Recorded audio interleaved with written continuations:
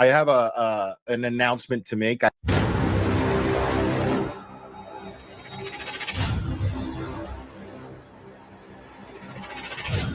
Flipperhead. I'm gonna put Joe Flipperhead on this set.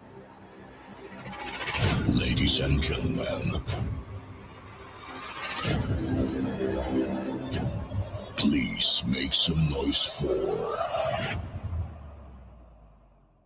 It's a beautiful silver. It doesn't tarnish, and it has little, pardon my Jersey nails, and I curse like a sailor. Jen McCabe, she kept saying, "Can you show me? Can you show me?" You know what the message is? Fuck off. Fucking only, Nan. I can't. And I will have Nan Gallagher, the notorious Nan Gallagher, on with me. So all of you should imagine what it's like to meet someone you've watched on a screen for well over a year, who you really admire, and have an opportunity to just have a really important conversation with them. So thanks for having me. Stop that shit. Stop that shit. Nobody believes that. Nobody believes that. If you're wondering why I hardly ever get people on this show, and just the whole, talking to people. Beautiful silver bracelet, just ties in the back with black cords. And it's Morse code. It's a pain in the ass to me, dude. Hold up, check it out. Oh, you know damn nigga that'll represent like me, who will say some shit like me, one who will lay the dick like me, but you don't know damn nigga. Everybody experienced this at least once. One grade in their childhood where you have somebody just like Bev who's grading papers and going, Mr. Jackson. Yes, Your Honor. Okay, sure. And she's like, I'll most likely allow it. I just need more detail. More detail into what? What do you need? The fuck? And now you want a more detailed affidavit. No, dude. The paper's fine. It's an A. Fucking get your red marker out. Give it an A so that I can fucking move on and I can fucking go to recess. Check it out. Oh, you know damn nigga that'll represent like me, who will say some shit like me, one who will lay the dick like me, but you don't know damn nigga. I'm an attorney from New Jersey and New York. I'm licensed in Jersey, New York, DC, and the Third Circuit. I've been practicing now for almost 25 years. I then started following true crime. Mommy Likes Murder developed, and that's when I became a big fan of yours. Thank you. LTL Media and Mike Crawford, the Young Jerks. I started following The Glarer. Oh, here we go. I think we got a super dad. Super dad. I think we got a super dad. Super dad. Super dad. Super dad.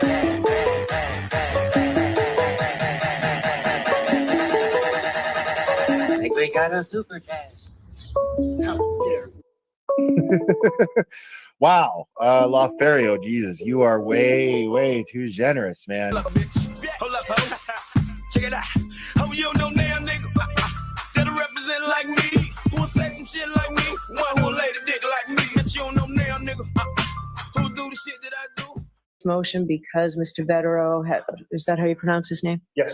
Betterow has specialized skill and knowledge. You fucking know how to say his name, Bev. Fucking stop it right now. Stop it, stop it, stop it. And most importantly, I am not Betterow. Like, I think that's going to be my new nickname. I am not Betterow. Betterow is your worst fucking nightmare, and you fucking know it. Stop it. She's not Betterow. He's king, and he is the king. I don't need to be a queen. I'm gonna deal with my reading glasses. We're gonna dig through these. Yeah. Caution, I have no filter. I have heard some attorneys, law tubers say, oh, you know, Brennan's very smart. I don't agree with that. I think he's a complete idiot. Oh, I love your, these are my badass glasses, by the way. I'll keep you updated, but I had to tell you. Do you know who's retrying the Karen case? Fucking only, Nan. I can't. We're going to find out. It says fuck off. 5, 4, 3, 2, 1.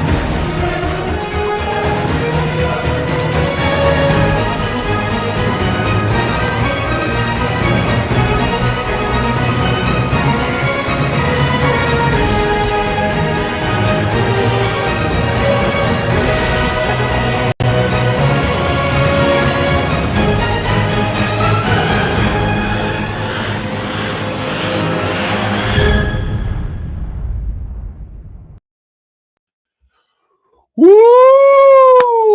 Good evening, my friends. Oh my goodness. It's good to see you guys. Oh, yes, sir. Listen. I'm just gonna get right into it, people. I'm just gonna get right into it. Like, I'm gonna make y'all wait. I'm gonna make y'all wait. The one and only Dan Gallagher.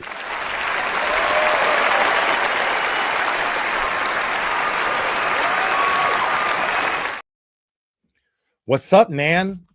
How you doing, my new BFF? Doing fantastic. How are you?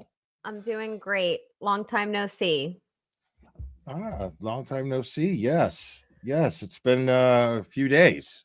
Just a few. And I got a lot of unintended exposure to the glare over the last few days. So it was great. We had a good time. Overintended exposure? What the fuck does that mean? Unintended. This was unintended. It wasn't planned. It was wonderful. Oh, okay. All right. I see what I was going to say. I was like, yo, don't start with the Me Too shit. Okay. No. But we definitely had a great time. And, I'm looking forward to recapping little road trip. So it's great to be here. Hey, everybody. I probably should have put a bunch of pictures together or something, but whatever. I didn't. But here's the thing is I didn't really take any. I didn't take any. You know what I mean? I wasn't really there for that. I went live on. Sorry to interrupt you. There are some on my very new Instagram and pretty new Facebook if you wanted to show some, but that's up to you. I'll do that. I hope I'm still signed on Facebook in my laptop here. I haven't been on Facebook in a minute. Oh, I think so. So what do I got to do? I got to search. So I think there's I don't know. You always seem to find me on social media. Well, let me switch my accounts here. Hold on. Now I think. While you're looking, hi everybody. It's great to see you. There we go. Boom. There it is. Boom. Boom. Go easy on me, guys. I'm really new to learning Instagram. I had an old account that was neglected, and I just created a new one. And I had to create a page on Facebook. So it's weird. I'm gonna scroll on down here. Is what I'm gonna do. Don't dox me. Actually, no. Well, it's your Lawferio page, not your personal. Thank you. You know what I mean? To anyone who's watching, if you've sent me a friend request to a personal page, I don't even think we're friends on the personal pages. We're not. Good. I don't want to be friends with anybody on my personal page. Me too. That's why I started the website or the page for the channel. That's great. We'll just be Massachusetts and YouTube friends. That's what I'm talking about. That's what I'm talking about. Stifler's mom became a member. Thank you so much. Wait, somebody else did something too here. Kelly became a member as well. Thank you so much. So I did find, hold on. I don't have many, but so many people have sent me like hundreds of pictures. So thank you guys so much. It was a crazy trip. And I didn't Yeah, it really was announce I fun. was coming. So it was, I kept saying it was a business trip. I was taking a business trip. And, you know, when you get invited by Ms. Karen Reed to come to court with her in Massachusetts, you go. Yeah. Yeah. Absolutely. Except Oh, here we go. I think we got a super cat. Superman. I think we got a super cat. Superman. Super cat. Super cat.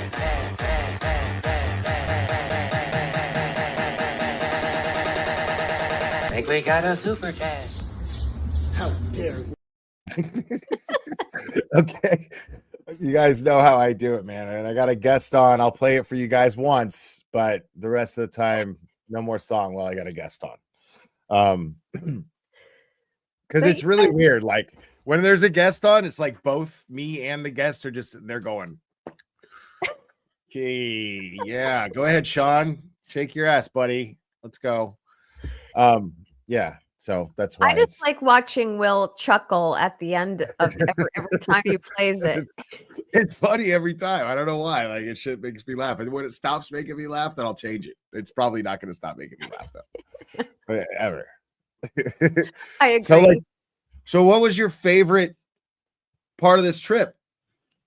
Wow. My favorite part of the trip was meeting boots on the ground and meeting people and faces that I've seen in pictures and on many of Tom CPU and Boston Mike's Seeking Justice.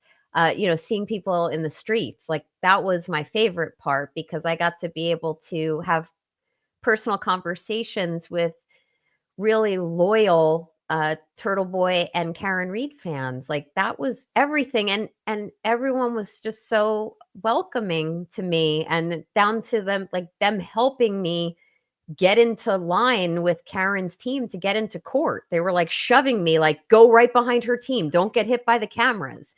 So I feel like I've made lifelong. Yeah, it's true. Like they do that. It's like you know what hanging out with Karen Reed supporters is kind of like? It's like swimming with dolphins. Have you ever done that? Yes. Like they're all like the most amazing in the world. And like what they'll do once in a while is be like, grab my fin, let's go. You know, and you know, that's it. Like you just do whatever, you know, they're all there to help. It's great. I grabbed a bunch of fins this week, and actually, Yeah. I was really happy. I got to go to breakfast with a bunch of boots on the ground and some creators, which I really also enjoyed. I did not happen to catch the name of that restaurant, but boy, did they make excellent avocado toast, which I happened to notice you partook in. Oh, the diner, yeah, I couldn't resist the avocado toast. Yeah, that's the diner everybody eats at. So good. Yeah.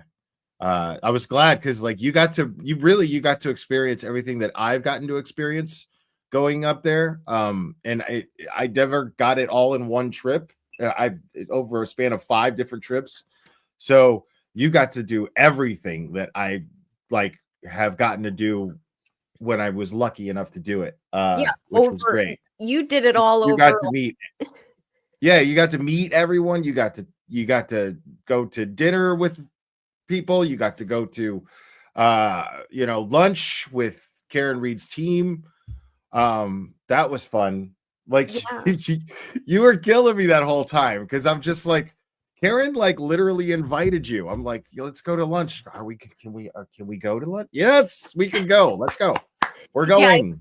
I think your audience needs to understand that I am slightly neurotic in terms of I don't want Will's like, no, you're more than slightly. But I don't ever it's not to an annoying point though. Like it's actually kind of adorable. It really is. Like You made it clear. You're like, you're definitely not annoying. Your level of neuroses is not annoying yet. Right. But I never want And to. it's logical, like you're concerned about the right things. It's just like, if I tell you you don't have to be concerned about it, it's all good. I promise. Oh yeah, and you were you were. But it was a lot for you. That's what I was saying. That's kind of my point too. It was like it's a lot in one trip. You know what I mean? A lot of people to meet, a lot of things to go to, a lot of and so you were. I the first time I went out there doing all of that would have felt overwhelming for me too. It was. And you know what I did not do a lot of on this trip? Sleep. I did not sleep. I think I slept 10 hours over 3 nights, and I'm not kidding when I say that. So that was a huge adjustment for an elderly person like me. Like I know I'm being referred to as elderly online. I'm not Wow. elderly, but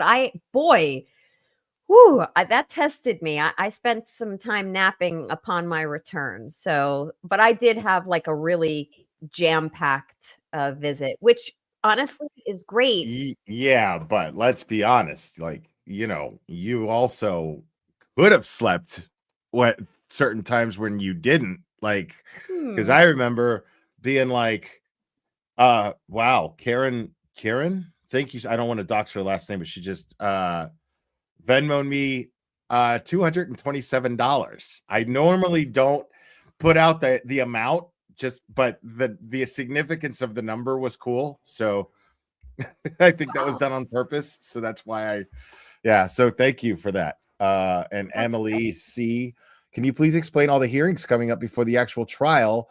What motions and lemonade are etc. Also, is it possible for defense to drop a bomb in trial that the CW won't see coming? Let's put that on the back burner. We're gonna take questions in a little bit, but yeah. Yeah.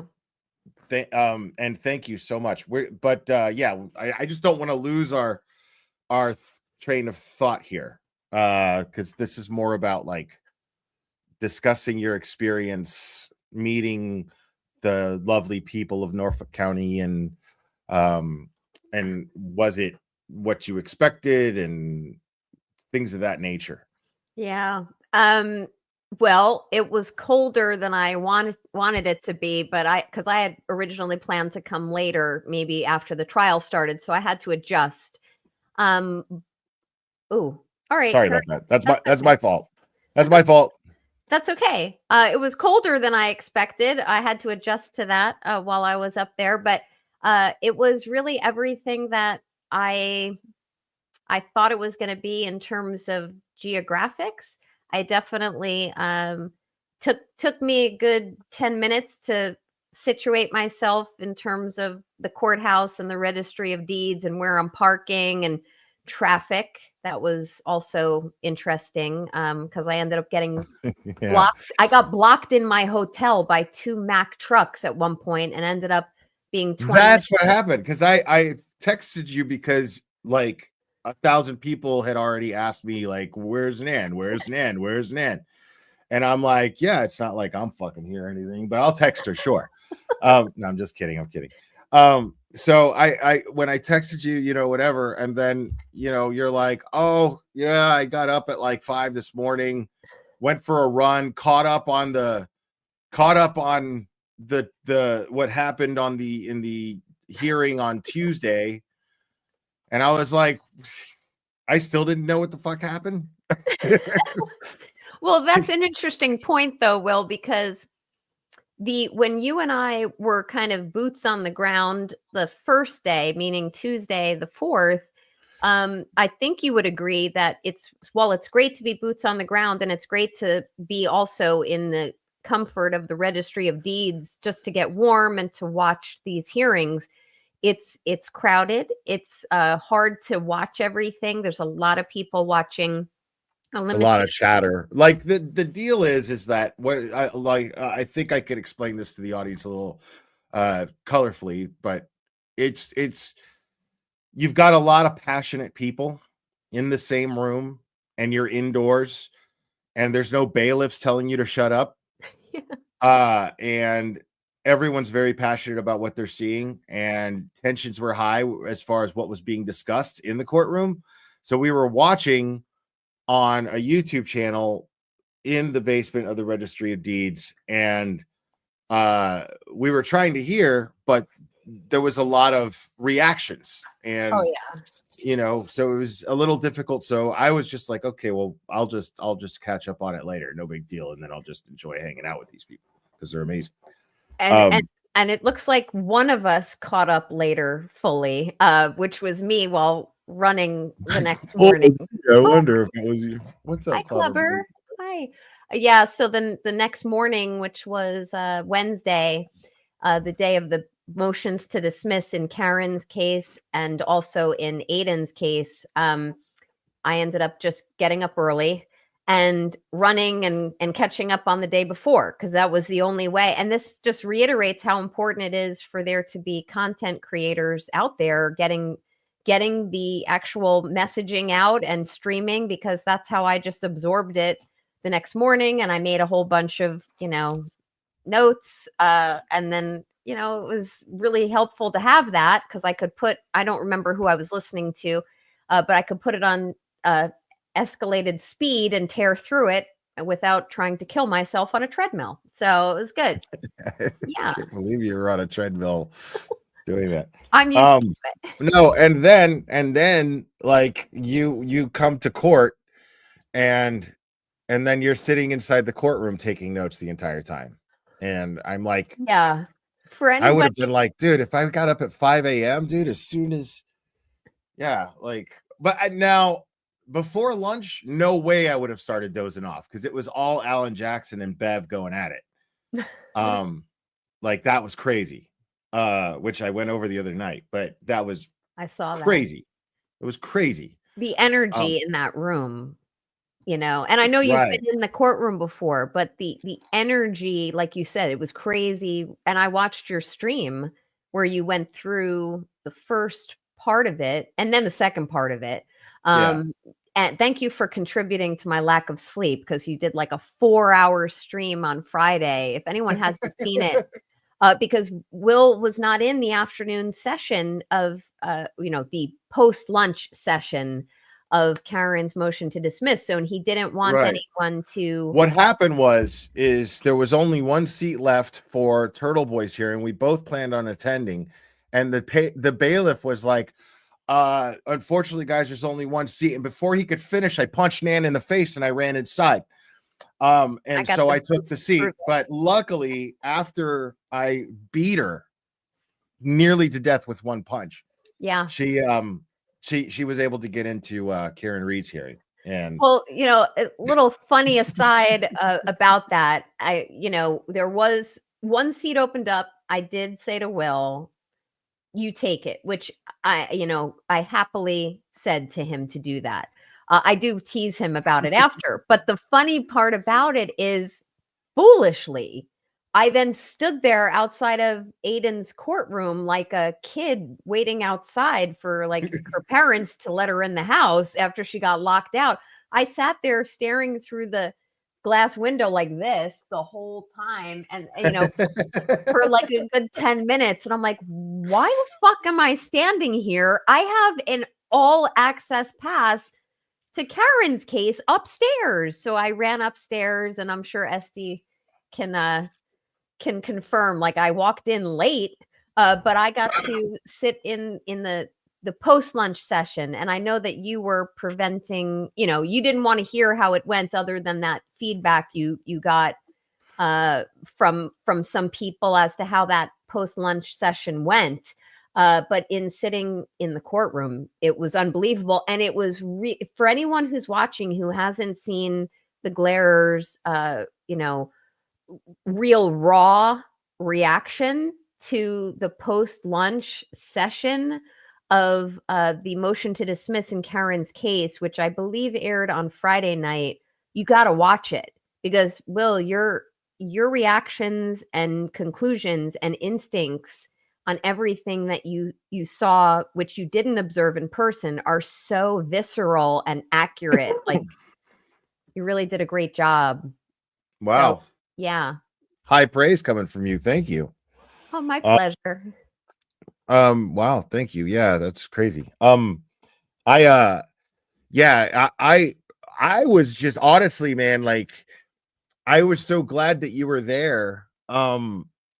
Because well, yeah, man, because there was so many. I totally knew that like Aiden hadn't really spent time with you yet, so I really wanted to, because anytime I go into town, Aiden, well, I'll let him know that I'm in town, and then I don't know what he's got going on. He's got kids and all that stuff, so I leave it up to him. And so far, every time he'll just be like, "You want to go to dinner? Okay, what day, whatever." So This of course, was sorry. I didn't know that he knew that you were in town, so I just asked. I just out of courtesy. I know he would have been like, "Yes, of course," which he was. But they like, is it cool if because Nan Gallagher's in town, and he was like, "Yeah, of course." It was And great to meet him and Meredith and Lauren. They are and yeah, Martha was there too. It was great. Like and you and Aiden were really like, really chopping it up, man. And I was really glad to see that too, because I was like, yeah, you need to get, it's always very beneficial to like have one-on-ones with so many of these people that it's one thing to talk to them online.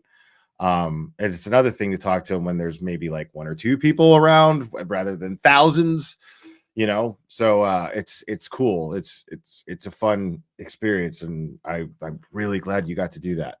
I am too, and thank you. That was another thing I was a little neurotic on. I was like, "Are you sure it's okay if I come to dinner? Like, I don't want to be a third wheel." Oh no, like no, Yeah. man. It's just that nobody, like, either they didn't know you were in town or they didn't know you enough to reach out and ask, or whatever, I guess, but like I kind of just made myself your unofficial, Agent, tour guide. yeah, more or less, even though I don't know where the fuck I'm going, but I wanted to make sure that if I got included in something because people knew I was in town, that I could remind them, hey, because they probably already assumed that you were maybe doing something somewhere else, or you were already gone because you live in a city close by. So, I wanted to just like make sure that as long as you're in town, you're experiencing everything that at least I've experienced. Guys, what Will isn't really telling you is that was very, very sweet. He was extremely chivalrous and caring and accommodating to me while I was up there. Very inclusive, introduced me to people. It was just the other side of the glare. Yeah, but everybody knew who you were anyway, though. It wasn't like I was like, have you met Nan Gallagher? Oh, like it wasn't all that. Like it was just No, but you were pointing people out and pointing things out and included me in dinners and events, and it was very, very sweet. It was great, and it was really wonderful to see you interacting with that reporter from what is that program? Justice. that dude. Oh, and I see Dina in the chat. Is Dina still in the chat? Contact that guy. I know you got his contact info. I can't think of it. It's something Justice Served or something like that. Justice Served TV. Yeah, and to have to interact with him, and also you and Dina specifically in the basement of the Registry of Deeds, which, by the way, I know I didn't watch it on Justice Served. Yeah, Dina's in the chat. Dina, contact through that info that he gave you. He specifically asked me if I knew how to get in contact with you, but I don't have like a phone number or anything. Just so like a direct way to contact you, I figured just let you know he's hoping to get you on a show, I think. So that's great. I will, if you are at all in need of it, I recorded 99% of his candid interview with you and Dina, and there was another gentleman who also chimed in. So I have that. Well, he was basically, I mean, he was there to give everybody who was there a voice. Like that's that immediately then when I saw what he was doing, I was like, this guy is everything that I'm so far. All I'm asking is that you Right. you give these people a voice. The media isn't giving them a voice. And or just painting them out to be something to not be taken seriously. And Dina just killed it. Dina was amazing. She was, and she also Yeah. mentioned Enrique Delgado Garcia and Birchmore. I apologize, I don't know that gentleman's name off the top of my head, but he really seemed genuinely interested in a very respectful and inclusive way at hearing what the boots on the ground had to say, and he didn't want to trample on people's experience, their feelings, their presence. He was great. And you happened to Yeah. catch him out later that evening, doing filming more, in the streets of Camden. Like, it's unbelievable. I don't think he slept either. Yeah, that dude is he's working hard to get his channel going, and I know that he's uh well, at least I get the impression, is the best way to put it. I get the impression that he's, you know, taking not squandering the fact that he's on his own now. Right. And he's gonna put out the facts that he feels the public is see fit to know. And that's what I ask, not some producer coming along and being like, yeah, we don't talk about this, we don't talk about that. Yeah. Like he made a deliberate effort to go to the registry of deeds and talk to everyone and give everyone a voice. He wasn't asking anybody individually. He was just filling everyone there and everyone in their natural state. And Dina was the most outspoken and was doing a great job speaking for everyone. And job. yeah, she was amazing. Yeah, Dina, I think you're still watching. You are so sweet and very helpful to me while I was up there. So thank you so much. And her sentiments were raw, and so were yours, Will. And I think that resonates, and I very much respect what that gentleman is doing, which hopefully in the full story of what he's doing. And I didn't see his interview, but aired. But in hopefully the full story that he and that channel or entity wants to get out there is the raw data. Sorry, pardon the pun, but instead of this being this angle like you're talking about, or we don't talk about this, we don't talk about that, hopefully he gets the real story out there, because there's more to this than just what some producer wants to say or what mainstream media has to say. And that story has to be told by people like you and other content creators and boots on the ground and Aiden. And that's the only way that the attention will really stay on some of these injustices. So, it was great to witness that. When I saw it happening, because I saw him lurking a little bit, I'm like, who is this guy?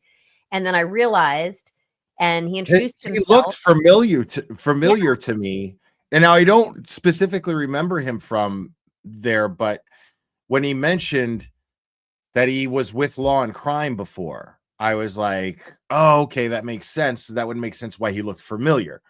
But I have not actually, I couldn't. But he was, yeah. And by the way, before I forget, I'm terrible about this stuff. I'm so glad I remembered. I'm scheduled to be on Justice Serve TV as a guest tomorrow at 6. Oh, nice. So make sure to watch that. But I will be a guest on Justice Serve TV tomorrow at 6. And I think later on this week, Turtle Boy will be on as well. He's scheduled to be on. I just don't remember the day right off the bat. I think maybe Thursday. I want to say Thursday, but don't quote me on that. You might need to get an agent soon. Get the fuck out of here, dude. I don't even have 42,000 subs, man. But yeah, I'm really looking forward to talking to him. But when I was, discussing that with their producer person, I guess, she asked me if I knew how to get a hold of Dina, but I didn't have personal contact information for her. Or I did, I didn't want to share her personal Facebook, with people. So I Right. thought the best thing to do was just to relay the message to Dina to get in touch with them. That's great. I'm really happy that they're moving forward with what seems like and I see someone put the information, it's on their page, so I will look. I'm happy they're moving forward with like a full-bodied story. That's great. And that's the kind of attention and journalism, for lack of a better word, that can make major changes and start to really be influential. I think that's a really missed opportunity by not only mainstream media, but politicians. People need to start taking a stance on this, whether or not they're willing to go far enough to say, we think she's guilty or we think she's not guilty. Just tell the full story. Let people decide if they want to allow this type of treatment and investigation and evidence coming forth from government up there. Like, people just want to know the truth. They're Agreed. never going to know exactly what happened, but let's get all of the information and let informed jurors decide. Oh my goodness. What we Look got? at all this. So many great pictures. Oh, it's here's you and it's a new page. it's you and Aiden. No which is filter, by awesome. the way. It's unbelievable. And then you and the mighty Mark Betterow and at court. That's a fun one. That's a And fun there's Bill story. behind you. Photo So bomb. so what's the story? Tell us the story while I've got Okay. this up here. Okay, guys. So, I had never met Mark before. We run in the same circles in New York City, but we've never crossed paths. And essentially, the boots on the ground were helping me get behind Karen's team when they arrived from federal court, and they were going right into the courthouse, and boots on the ground, and several people were like, you're just gonna run up behind her team and walk right into the courthouse. And again, little neurotic here. I was like, okay, because I wasn't with her in federal court. And they just kind of shoved me and said, just go. And I end up walking right up with her team, right up the courthouse steps.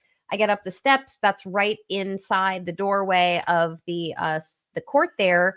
And I look to my left and look who's standing next to me. And I said, oh, hi, Mr. Betterow. And it's very nice to meet you. Shook his hand and he said, call me Mark. And I said, would you mind if I troubled you for a picture? And he said, oh, absolutely. Take it. And I was like, that's great. And I said, I'm going to probably post this. He says, absolutely post it. So it was a really wonderful moment. I thought for a moment that maybe he wouldn't want to have that picture posted for whatever his own professional reasons, because he has been outspoken on the YouTubes and publicly about the Karen Reed case, and he does represent Aiden Carney in separate action. But he was just very gracious, and I loved that moment. I later on in the trip had an opportunity, actually it might have been that day, it's all a whirlwind, had an opportunity to have dinner with him and you, and it was a once in a lifetime moment. He is the king. I'm definitely not the queen, but really, and maybe we'll talk about it tonight, Will, but we had I think you would agree, like, that was a very dynamic and fiery, combustible conversation. This is Jen Root. This is just on Root's sister. Oh, hey, she just Jen. wanted to say it was great to meet you and have breakfast. Yeah, I was happy enough to have breakfast with Jen and Boston Bia and Brian LTL, you, James Jackson, who's like just such a sweetheart, Tom CPU. I'm missing so many people, but yeah, we went to that diner and I was like, you know what? I'm buying breakfast. And then people were coming in still. I'm like, pick up their breakfast too. So it was a great diner. I hope to go back there. And it was really nice to meet you, Jen. Yeah. Carol says, did Karen Reed's cell connect to John's Wi-Fi pre-accident? Well, we don't know exactly what time, but according to the Commonwealth's version of events. The Commonwealth's version of events. Her, as I remember correctly, the Wi-Fi connected way too quickly to when Trooper Paul claims that it actually happened. So interesting. yeah, at least that's what the defense is claiming. Just another drop in the bucket of exculpatory evidence. No big deal. Just, like you were saying that in one of your recent streams, you're like, let's just add this to list number 5,000 something. Oh, and there's the dinner. Yeah, that was great. Yeah, that was fantastic. I don't know, honestly, though, Will, like you probably, I mean, you held your own and it was great to have you there, but I'm just going to apologize to you because I think at some points during the discussion, Mark and I were just like heads together, just talking about a lot of lawyerly stuff. I was happy to just listen to it, honestly. Like that's one of the main reasons I wanted to invite you to the dinner, was just because I was like, well, like I know you want to meet Mark, you know what I mean? Like me and Mark were already boys, you know what I mean? So he was like, we're doing, let me know. I told him I was coming into town. He was like, we're definitely going to meet for dinner at some point. Let's figure out when you get here. I said, great. But I like, trust me, like my reasons were partly selfish because I was just like, ooh, if I get these two together, it's like drinking and watching a movie. It's great. Yeah, it's like it's like I was like, ooh, it's like a social experiment, you're like, right. Let me put these two guys in. And I said to you that night, I said, well, I mean, the thing is like, I knew it would be beneficial to everyone. So I was like, fuck yeah, dude. Like, I can't wait for this. This is going to be fucking great. Yeah. And I know at one point I obviously just so everyone's understands, like Mr. Betterow was not disclosing any client confidences during the meal of food. Yeah, but he's too smart. He's too smart to do that. Right.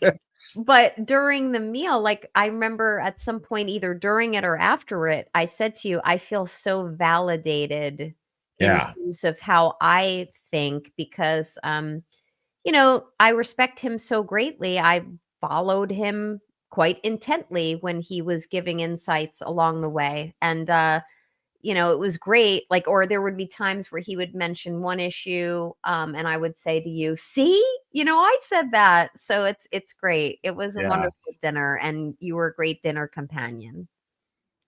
Thank you. Yeah, you too. Yeah, and yeah, we took it easy on the drinks too. We didn't get like too wild. Because we just we went to dinner at, what is it, Smith and what is it called? Smith and Walensky. We went to dinner there, and then we went back to where Betterow was staying, and sat in the lobby at the bar and had, I think, 2 drinks, called it.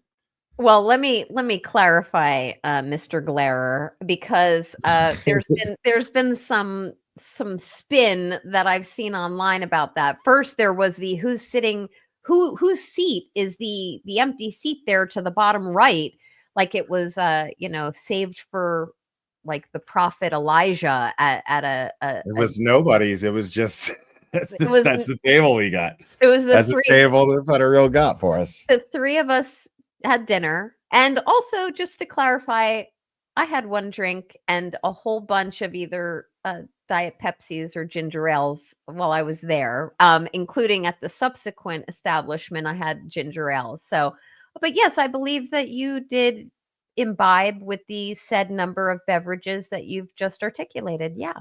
I had more wine than Betterow, by the way, but I did stick with wine during the dinner, but I had like 3 glasses against his 2, I think. I think so, but I have to say the 2 of you are you have like a real good synergy with him. A lot of mutual respect, at least as an outsider, I could see at the table.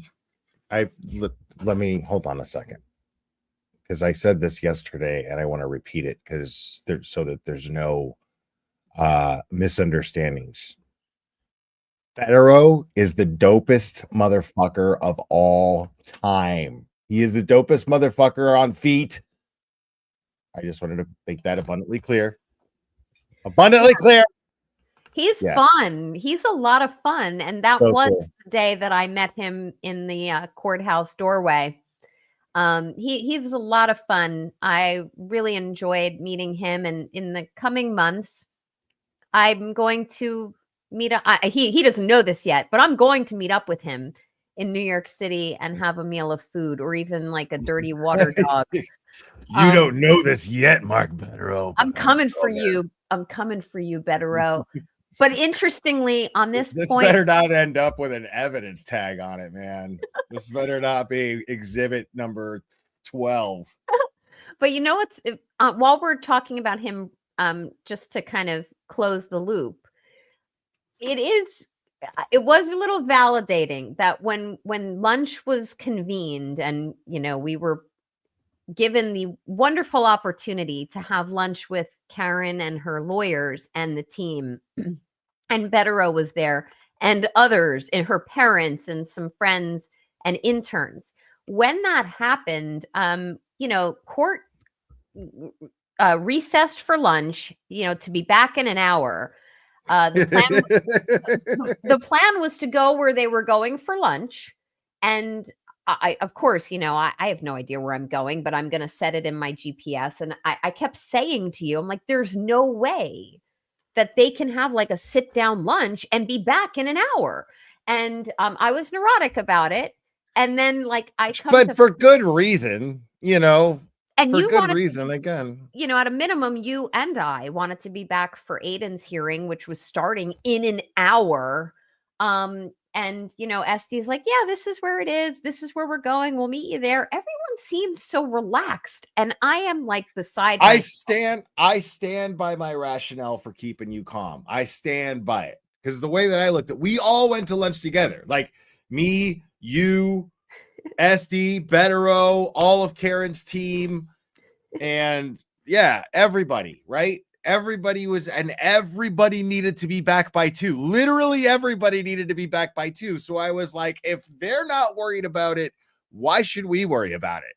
Yeah. You know what I'm saying? She's only on trial for her life. So I'm sure that they've done this enough times to where they can strategize and get back in their vehicles and get back to the courthouse on time. They've been doing this for 3 fucking years. So I'm sure it'll be fine. Yeah. But you weren't having it. I wasn't, but neither was Better. It looked like someone in your chat is the same way as me. Like they said, I'm the same way. Like I'm a planner. Like if I know I've got to be back, and you were right, Will, like seriously, it's not going to start without her. But I also live my life by the tip of my dick anyway. So it's like, it doesn't. I don't. Yeah, right, exactly. So you are absolutely more. It made more sense for you to be more neurotic rather than me be more flippant. But I still stand by my rationale. Everybody else had to be back by 2. It's so funny though, because I was saying this to you and I was a little slightly agitated about it, but you were right. And by the time we did get back in time, but I subsequently came to find out that, and it might have been I found out during lunch, but I think I found out subsequent to lunch that like Betterow had the same level of anxiety about that as I did. Why? Because we're New York lawyers. Like I even said to him later at the dinner, I'm like, I'm so used to like recess, recess for lunch and then like grab a dirty water dog on the street corner, like, or if I'm lucky, or a fucking like bag of chestnuts in the wintertime. I was surprised at Betterow's at him being a little weirded out or worried, not weirded out, but worried, because like, first of all, he's the most laid back dude I know right now, probably, like considering the stressful position that he's in. He's the guy going, everybody just chill the fuck out. Right. Like he's the one doing that. You know what I mean? But whereas he's worried about getting back to the courthouse. This should tell you how seriously he takes his clients, dude. Like, and he had to be there for Aiden. He wasn't even arguing Aiden's dismissal. Bradel was, and he was like, "Still, we need to get back there." Dude, I never seen anybody eat clam chowder so fucking fast in my life, dude. And it was hot. Better, It was Better hot. was like, I did the same thing, and I wasn't sitting with you guys. Better wreck that shit. I burnt the top of my mouth, like eating that so quickly because I didn't want to be the person who like caused the delay. I ended up sitting at lunch next to the Vanity. Was almost done with it when we got there.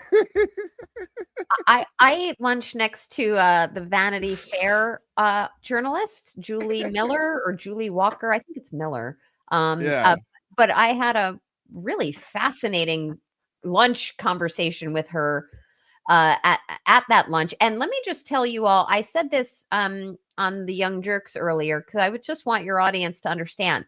Like, yes, this was a quick, delicious, efficient lunch. I can't speak to how all of their other lunches are, but here's my color commentary. Karen and her team of lawyers, while sitting at the same large table with the rest of the group, they were huddled. They were all in, like proverbial sleeves rolled up, and while nourishing themselves, we're talking They're business. always like that.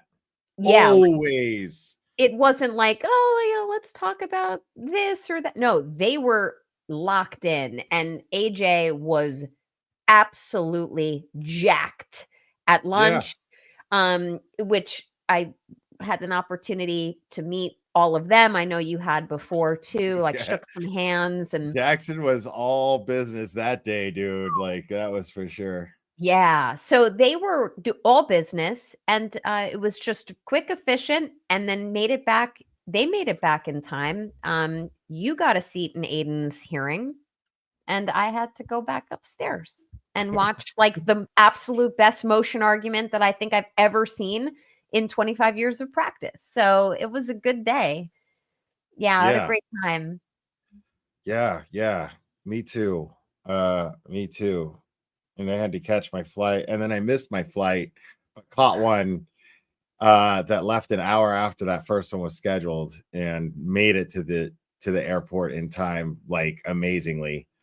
You're very lucky. I'm so happy that you made it home okay. And I see Nurse Good Kim at in your chat, by the way. I think Nurse Kim was present at some point one of those days, and I completely missed her. So Kim, I very much want to meet you in person and give you a big hug. Sorry I missed you. Yeah, she was there Wednesday morning, I think. That was probably it was Wednesday morning, because I did a live outside, and I didn't think I was going in, and then they like at the last minute, like everyone was already in there, and then I get a phone call from inside, like, "Hey, got you a seat," and I was like, "Fuck yeah." I feel very blessed about that, and I know you were too. But also, I don't know what goes on in Karen's mind, or Karen's parents or team's mind, but it sure does help, at least for me, and maybe for you, to not only have met and stand with boots on the ground, but also to see and experience what does go on in the courtroom. Doesn't it help you, with your day-to-day discussion and analysis of all that's going on? Like, I think it's really- honestly, in that regard, when it comes to the analysis, the only thing that's really beneficial about that, as far as like my viewers go, is to be able to like explain what I got out of like the vibe in the courtroom, and things of that nature. But like, I can explain like what I'm hearing a lot better here, because the thing is a lot of what I'm thinking about when I'm in the courtroom, like if it's during trial, I'm looking at the jury mostly. Most of my energy is focused. Yeah, most of my energy is focused on the jury. But when it's like a pre-trial hearing, I'm looking at facial expressions. I'm looking at Bev. I'm looking at Brennan. I'm looking at how Karen's team is reacting to the things that Brennan is saying, and how Karen's reacting to the things that Brennan is saying. And I'm paying attention to Karen interacting with her family and her support system right behind her. It's crazy, right? Like, I feel like you would agree with this, because it's like everything is a working part of a machine, which is Karen's defense. And everything, including the support outside, is part of that machine. But it is absolutely and totally connected and a working part of an inner part of the machine, and then another part of that machine, and so on and so forth. And everything just kind of helps each other work. Absolutely. Karen inspires the people supporting her, you know what I mean? And then in return, the people who support her inspire her to fight, and it's happening in all these different directions with all of these different people, and all of the different people who have, with Aiden's involvement too, and that same thing happening and intertwining with Karen's support, and all of this stuff is just really the most marvelous thing. And I mean that. I was careful when I chose that word right there.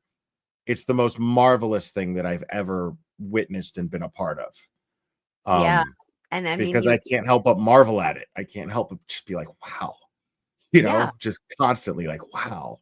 So many moving parts, and you have experience with this. Like, this was just my my dipping the toe into it, and again, I couldn't have done half of what I was able to experience without you, my friend. And when I look at this, it is marvelous, but it also shows me the level of planning that goes into even the most mundane of details. Like, okay, this is when court recesses.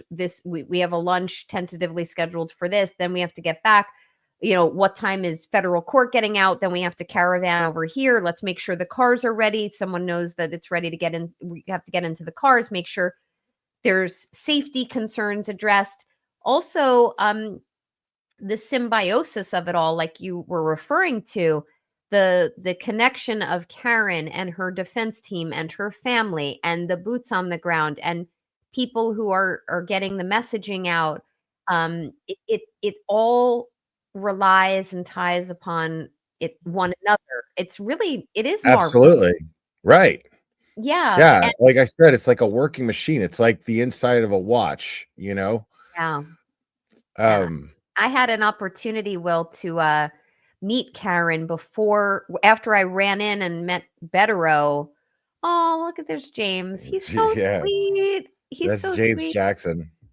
Everyone liked my shirt. Just shout out to one of the free Karen Reed supporters. She made me shirts that say "World's Okayest Grifter," and then I got an Only Nan one and a Lawferio one. And I am told there's more shirts from others awaiting me at my firm, which I'll pop in there tomorrow. But I did meet. I met Karen actually right outside of the bathroom before her hearing commenced, and she's steely-eyed, tender, and strong. She's a warrior, and she was so gracious and appreciative. And she doesn't need to be appreciative of me. I felt honored to meet her, but she's in this to fight, and very, very appreciative of everything all of you do. So just keep showing up. But She is. I mean, like, considering how overwhelmed she is, I mean, she is. It's as though gratitude is what's driving her right now, and her family. I know They that's are an very important grateful. concept. That's an important concept for you as well with your life paradigm. Gratitude is so central to a lot of individuals. I know it is to me. So I'm happy that you find that characteristic in her as well. And it was great meeting James Jackson. He's so, guys, just by way of an aside, like, I was having either a height-wise, and I'm 5'5", but he is damn tall. But I was having a hard time seeing the laptop in the registry of deeds to see what was going on, and he was so kind to pull out his laptop and pull out a seat for me.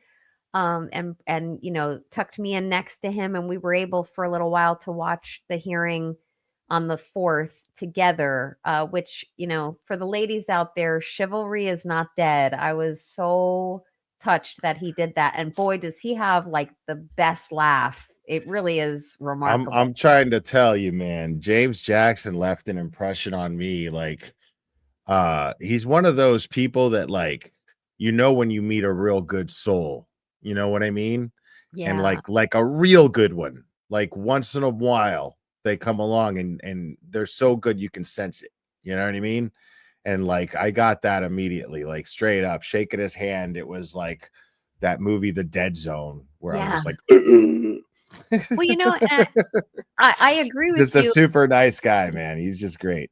And I wanted to just mention something while we're recapping our trip, Will, is that apparently, and it's not worth getting into drama, but, the night before someone had questioned, whether he shows up and does things from a boots on the ground standpoint. And I didn't hear it, and I won't take a position on it, but I know he was, as it turned out, he had planned this visit for some time to the courthouse, and I know it was disappointing to him because he was challenged the night before but had plans the next morning to come. So James, you're wonderful, wonderful soul, and you and JFK, like, I'm a big fan, and just keep I hope I get to meet JFK next time I'm out there.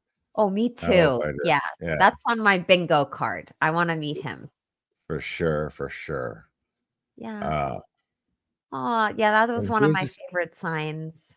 I met her. I forget her name. I met her, I think, at the fundraiser dinner a couple of months ago. I cannot believe it. I I think. know your name. I know it. Right. There are And just so many names. If I forget someone's name, please don't think I'm a dick. Like, you're a dick met it. anyway. I mean, yeah, that's true, but it's not because It's gonna come to me. did the O'Keefe family dynamics seem different this trip? I gotta be honest. I don't really, when I'm sitting in the courtroom, I don't give a whole lot of effort into reading the O'Keefes. It's just not, it's really way in the back seat of the other stuff that I'm trying to get out of witnessing the trial. I know that they're there shutting out, and it's not that I don't want justice for them. I do. Right. But the thing is I'm not going to concern myself with how sad they look over everything else that's happening when they are not making any effort to actually pay attention to the stuff that I'm trying to pay attention to. You know what I mean? Like, sorry. I mean, if that sounds insensitive, I apologize. But the fact is that it's just, it's gotten to that point to where I'm way more concerned about Karen getting out of this because she is against a force that I've never seen someone take on before. I wouldn't have an ability to compare if there was a different dynamic other than to say you got some stink eye from Paul and also to I hadn't noticed. Yeah, I did notice that. I got some stink eyes from people in the room. So there are people who know who I am, which is surprising to me.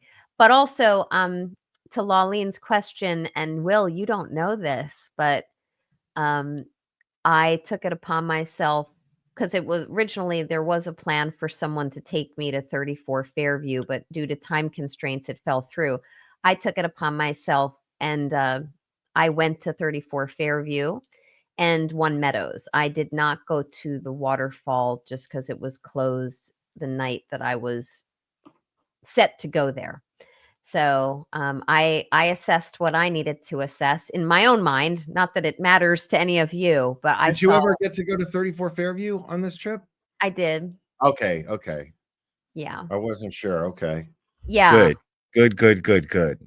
Yep. I saw what I needed to see, and it's a very small, confined space.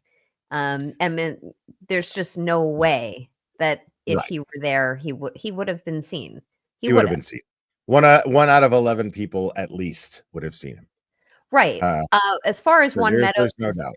and as far as One Meadows is concerned, like it was really more of just a short drive by for me. Not that there would have been something of significant nature for me to soak in. So I also, I don't want to be snoopy, I don't want to snoop around. I was just making some assessments on my trip, and I did do that. So thank you, Laleen.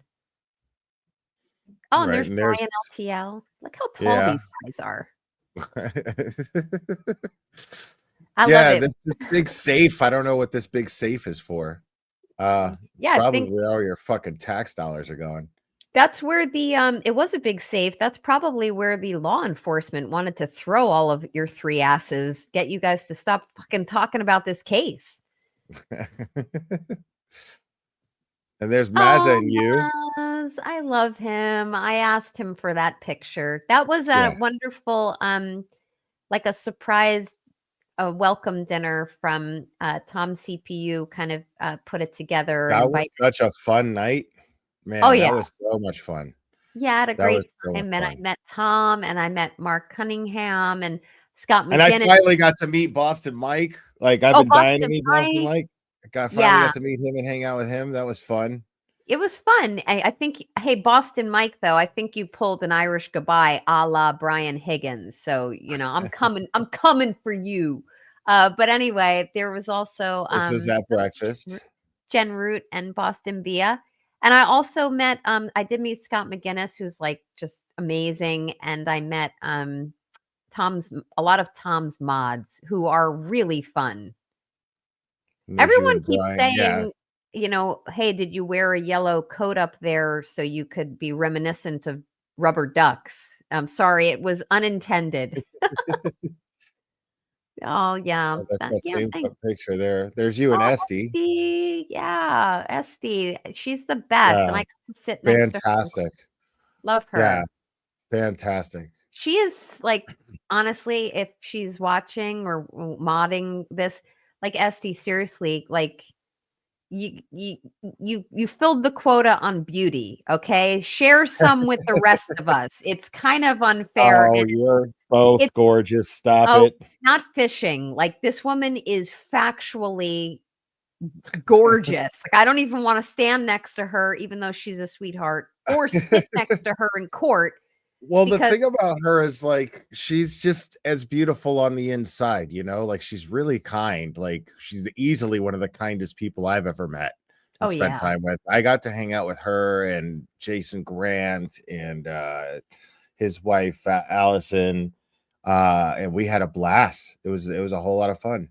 She's a wonderful treasure, and she can hold her own on Twitter. Like she can. There's Scott. Yeah. Like love him. I love you. And green is your color, Scott. Yes, that's awesome, dude. Yeah, I always get stoked when I get to see Scott. You know what's probably not in these pictures because it was sent to me subsequently was that really fabulous hi Esty, you're so sweet. That really amazing photojournalistic style picture that someone sent me yesterday. I apologize. I don't remember. Oh, we'll get to it. It's in this bunch. I saw it. Oh, it is? Okay. Yeah. There's you and Brian again. Awesome. You and yeah, we already saw these. I don't have a ton of that. There's, Dina. Hey, Dina. And Bonnie. I think your name is Bonnie. Yeah. Bonnie Coy. Yeah. You're good peeps, Bonnie. She's great. Awesome. She's always in the chat. She's called in before too. I love it. Yeah, there's Cheech.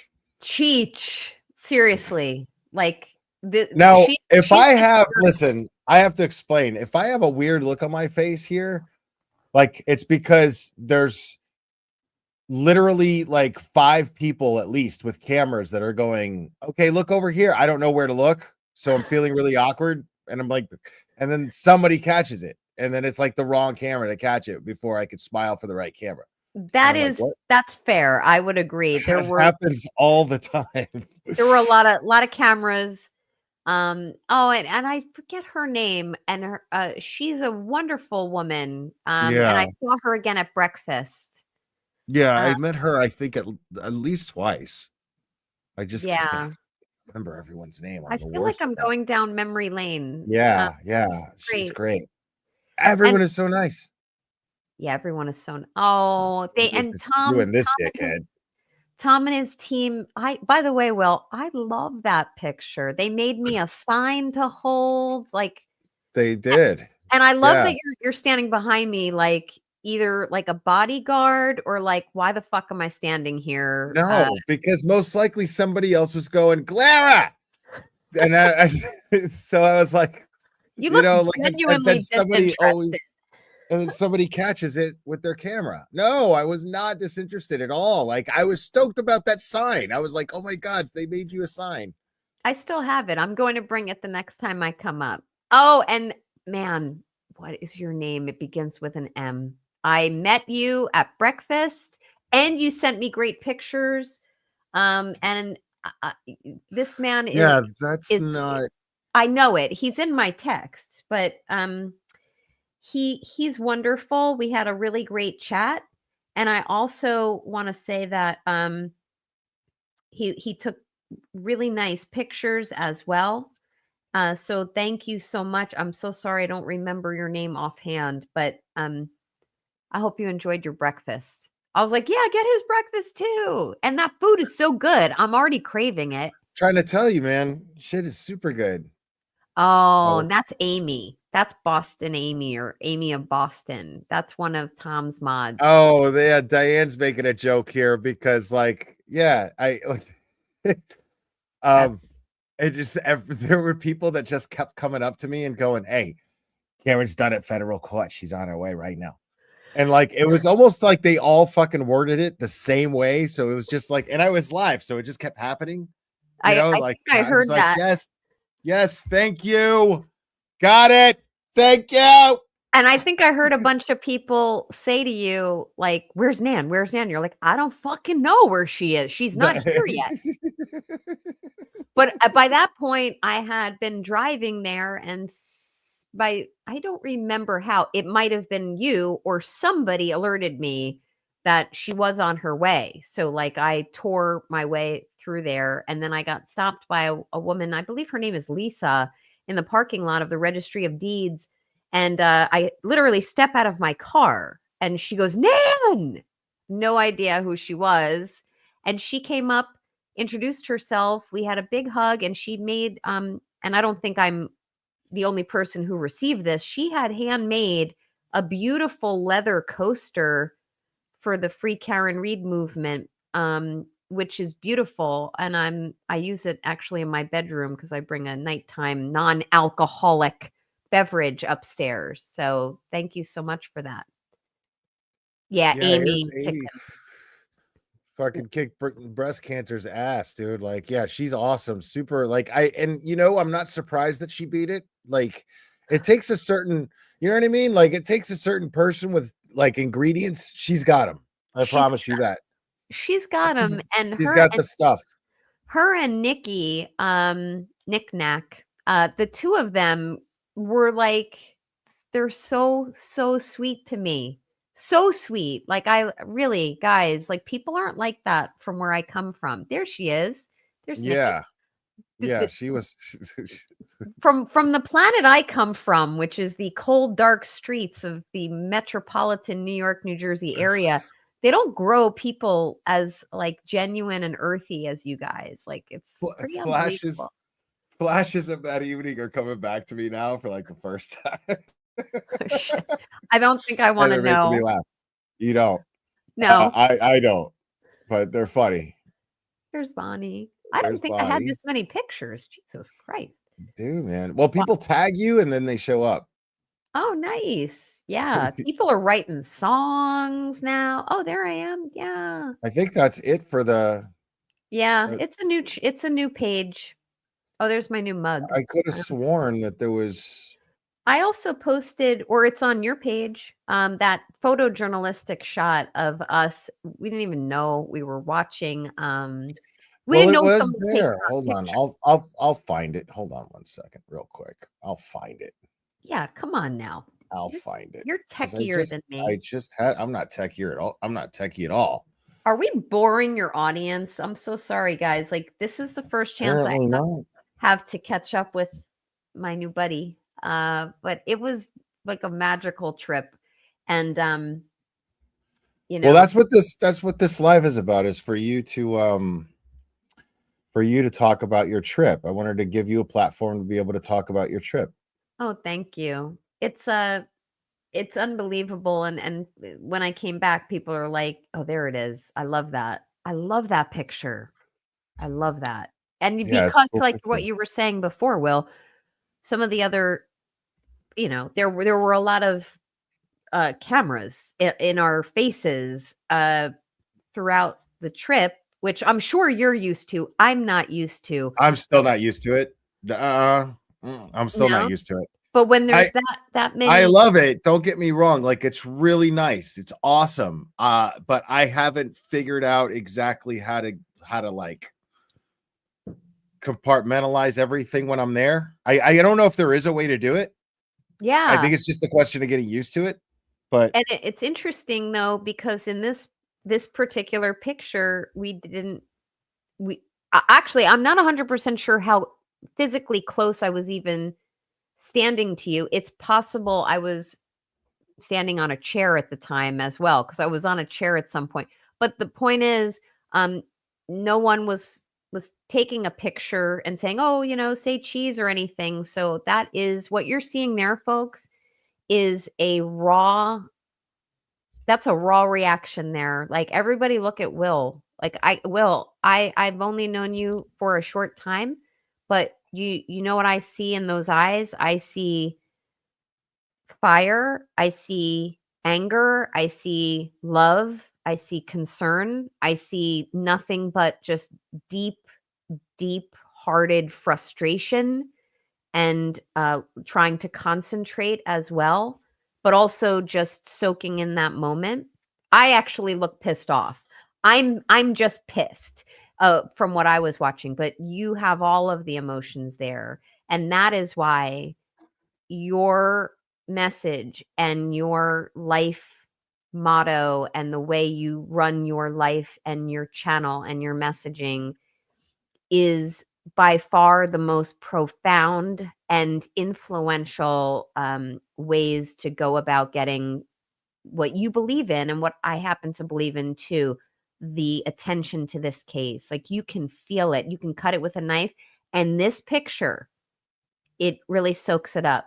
So you should remember that this means picture, and you can cut me out of it, but that's that you. means so much to me, because like, to hear you say all that means so much, because I was just trying to think of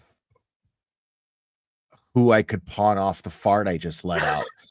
Like, who I could blame it for, who I could blame it on. I was just like, but I didn't want to make it obvious, because if you look around, so I was really focused on, like, Oh, who can I shit. blame it on? Who's around me? I was around you. Are you gonna Right. like Yeah, he who I smelled the did blame it on you, actually. I told everybody, like, behind your back. I was like, that was Nan. You know, it's funny. Like, seriously, I That look was smelling something. Going, what the fuck was that? But you know what? Someone actually on I think you posted this picture or I posted it, and someone complimented my bone structure. I'm like, are you kidding me? That's because I'm not fluffy anymore. My bones show a little bit more. I thought that was funny. No, seriously though. Yeah, I think we were definitely, like, watching the hearing, and we Yeah. were definitely in our thoughts and feels about it, most definitely. Yeah. I agree. Oh, a historical debacle. Yeah, oh, Not that Dina. thanks, not Thank you that so much, not Dina. Dina. Oh, and thank you for referring And to me as Happy Warrior, and everybody's saying such nice stuff. oh, thank Do you you. know how many Brady I don't have any idea. How many Brady violations? Wow. If I may just speak to that briefly, Will, like, do I know the exact amount? I can't recount right now, but there's a lot of them, and a lot of them are very, very significant in terms of Brady violations. Like, I'm happy to come on another stream and go through them, but they're also articulated, frankly, in Oh, we're totally doing that. Yeah. yeah. Like we're gonna do a whole nother stream where we're gonna talk about how much of a fucking sham all this is. And This and I'm is looking. this is a nice stream. This is a relax and unwind stream because we're still kind of on vacation mode, even though you went back to work. But still, it's you know what I mean. Like I'm not ready to like. I'm still pissed off after what I streamed last time. And by And the way, I just saw Olivia's comment and she just asked, like, did I say fluffy? Yes, I said the word fluffy. I had a prior fluffier body style. In case the trolls haven't splattered it all over Twitter to your attention. But yeah, I used to be no, you fluffier. did. Your post about that was beautiful. It was Well, I amazing. put it out there because I was getting threatening emails. So if these are Jesus. pictures of you and we're going to reveal them and you're not going to want to be seen this way, or this isn't really you. So I just decided to put my story of weight loss out there to get ahead of that because I don't give a shit. Like you're not going to scare me. So I just put it out there, which I think that's all about reclaiming your power. I'm a big proponent of reclaiming your power because when your adversary, and I don't want to say they're my adversaries, but just for purposes of example, like when your adversary thinks they've got something on you, you got to flip it on its end and change the story. So I did put it out there. Yeah. Yeah. And by the way, I could be 150 pounds heavier and I'd still be badass who knows about this case and the injustice that's going on up in Campton. So, it is what it is. Yeah, man. All right, let me get my ugly mug off of here. Oh, it's beautiful. Good guy. Yeah, so yeah, I absolutely just had the best time, seriously, like, and I always do. What's up, James Jackson, homie? Ooh, James, you are such a sweetheart and have the best laugh. The best laugh. Love it. Yeah, no, and we were, yeah, like that was an interesting experience was to watch the hearing with everyone. Because they were everyone was so passionate about what was happening. Yeah. Everyone was just like it's when you really put into perspective, and you and I and Betero were sitting around talking about this at dinner, was how amazing it is. And what was crazy was you and I were talking about it, and then Betero brought it up at dinner and made the exact same point, which I thought was awesome. And he was just like, it never ceases to amaze me how these amazing people show up. Doesn't matter what the weather's like, doesn't matter. Like, they are so dedicated to supporting Karen because they know this is wrong. He's like, and that, like, just thinking about that is, it's pretty powerful. And there was a lot of that validation that was going on, like where I would think something or discuss with you would think the same thing. Then I would talk to some other creators there. They were thinking similar things, boots on the ground were. Then there was that validation from Mark Betero that you were just referring to. It just seems like there are so many. Oh yeah, it was great to meet you guys too. I'm sorry to cut you off. I met these because I see them in my chat all the time, and they made it a point to come out and see us and say hello and meet us. Hey guys. Yeah, it's just great to have that validation of like-minded people. Does that mean that we all live in an echo chamber? No. But the amount of we disagreed on a few things too. Yeah. Right. I mean, and it's okay to disagree on things. I'm all about being respectful and appreciating respectful debate. But, like you were saying, You know what would happen every time me and Bettero disagreed at that dinner? We would giggle and then be like, love this guy. Yeah. Yeah. But see, that's like what it's all about. Right. Exactly. And I think people, even in the same movement, can disagree on fundamental facts or whether things are appealable or whether we're going to do something or should do this or should there be a petition to remove Judge Bev or should you can disagree on things. What I can't really soak in and subscribe to is where anyone, whether you're part of the Free Karen Reed movement or the anti-Free Karen Reed side, how any one of those parties' members would think that this type of mishandling of evidence, late rollout of evidence, lack of substantiation with metadata and logs, the unsupported arguments that are made by a prosecution to a judge, the rulings of a judge that are so biased and uneven and unequal to both sides, how either movement would think that's an acceptable methodology, everyone throw a drink back, for a criminal defendant to be held to and treated by in any state or any commonwealth. So I just don't see how people who think Karen Reed is guilty can think this is an acceptable way to prosecute someone. It's just not. That's not the way your history of your country, the history of your state, the law books, the rules of evidence, the court rules are written up. That it's just not appropriate.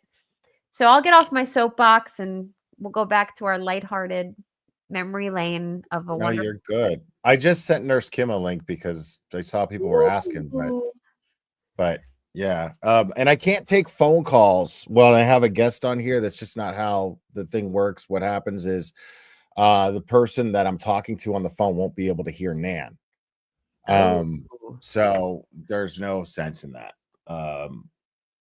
Yeah, no problem. That's fine. But I would love, I wish I could figure out a way to like open phone lines and everybody could hear everybody. But just to be clear, you're going to keep your shirt on if she joins, right? Yes. Okay. There's no, Just check. I'm not drinking again until I'm probably in Boston again. Okay, that's good. That's good. That was fun though. That was a fun stream to watch. Yeah.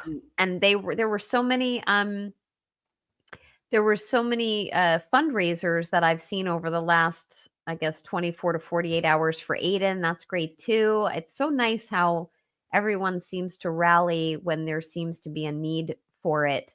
So it was great to see that and see everyone come together. And I know at some point I'm trying to coordinate getting together with Nurse Kim on her stream. That was fun as well.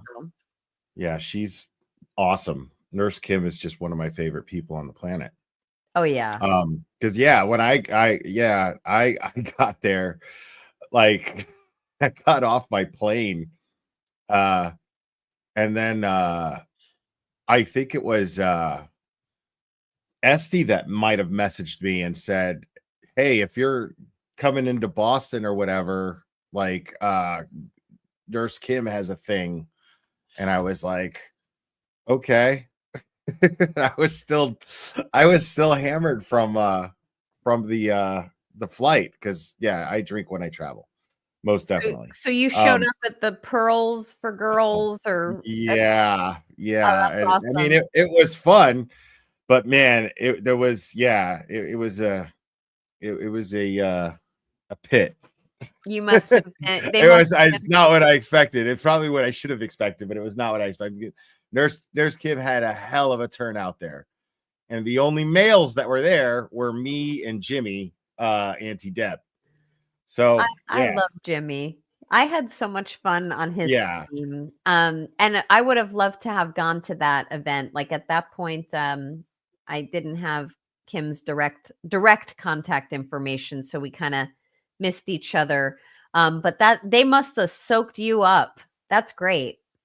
It was cool, man. Like it was just fun because I was still, like I said, pretty buzzed from the flight, and then it was just fun little interactions with a whole shit ton of different people. That's awesome. That Yeah, it sounds was like really a fun. fun time. It Hey, Will, was. what was your favorite part of the trip? It's hard to say. That was one of them because, like I said, it happened just as I hadn't even gone to my hotel yet. Like I had the Uber driver take me straight there, so I still had my luggage with me and shit. But that's up there. Definitely meeting up with everyone at the at CF McCarthy's on Monday night was really fun. That was a whole lot of fun, and Tuesday night was a whole lot of fun with Aiden and Mazza and you and Lauren and Meredith.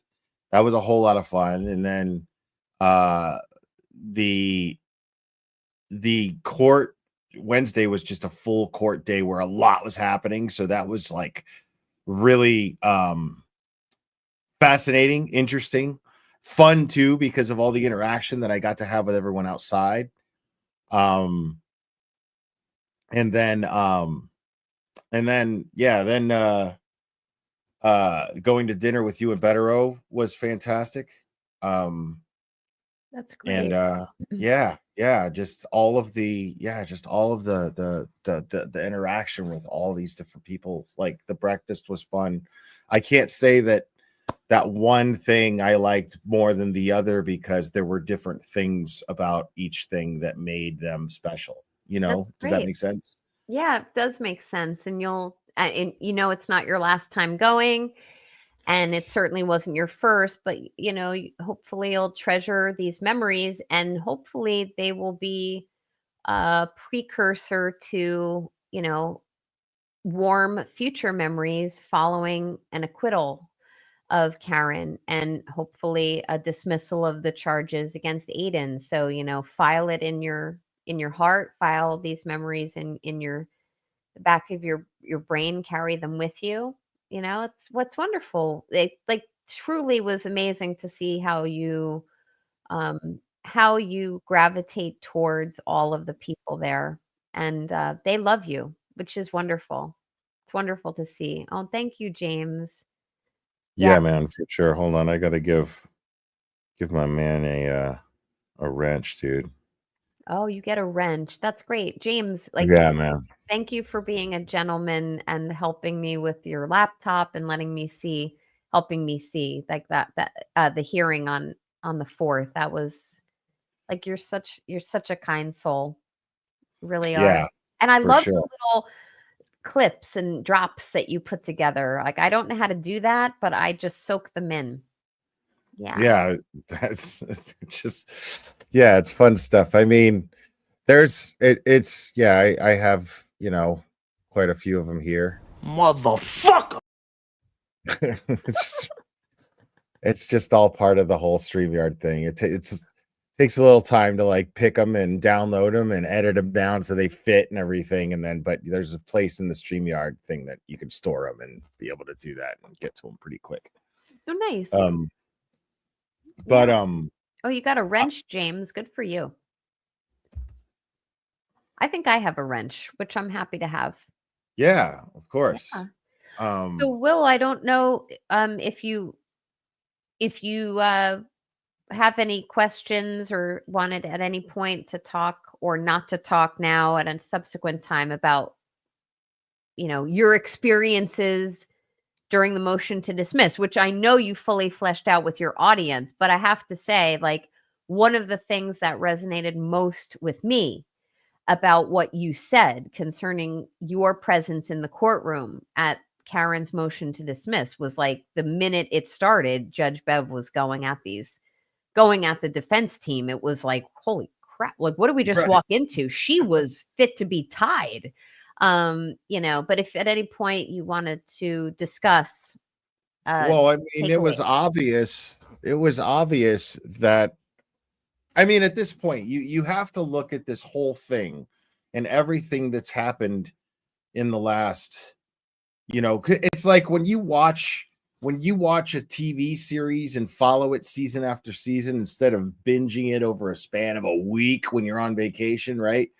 Like, but you're following the show in real time. Right. You know what I mean? It's easy to forget what happened in the first and second season. You know what I mean? Yes. I do.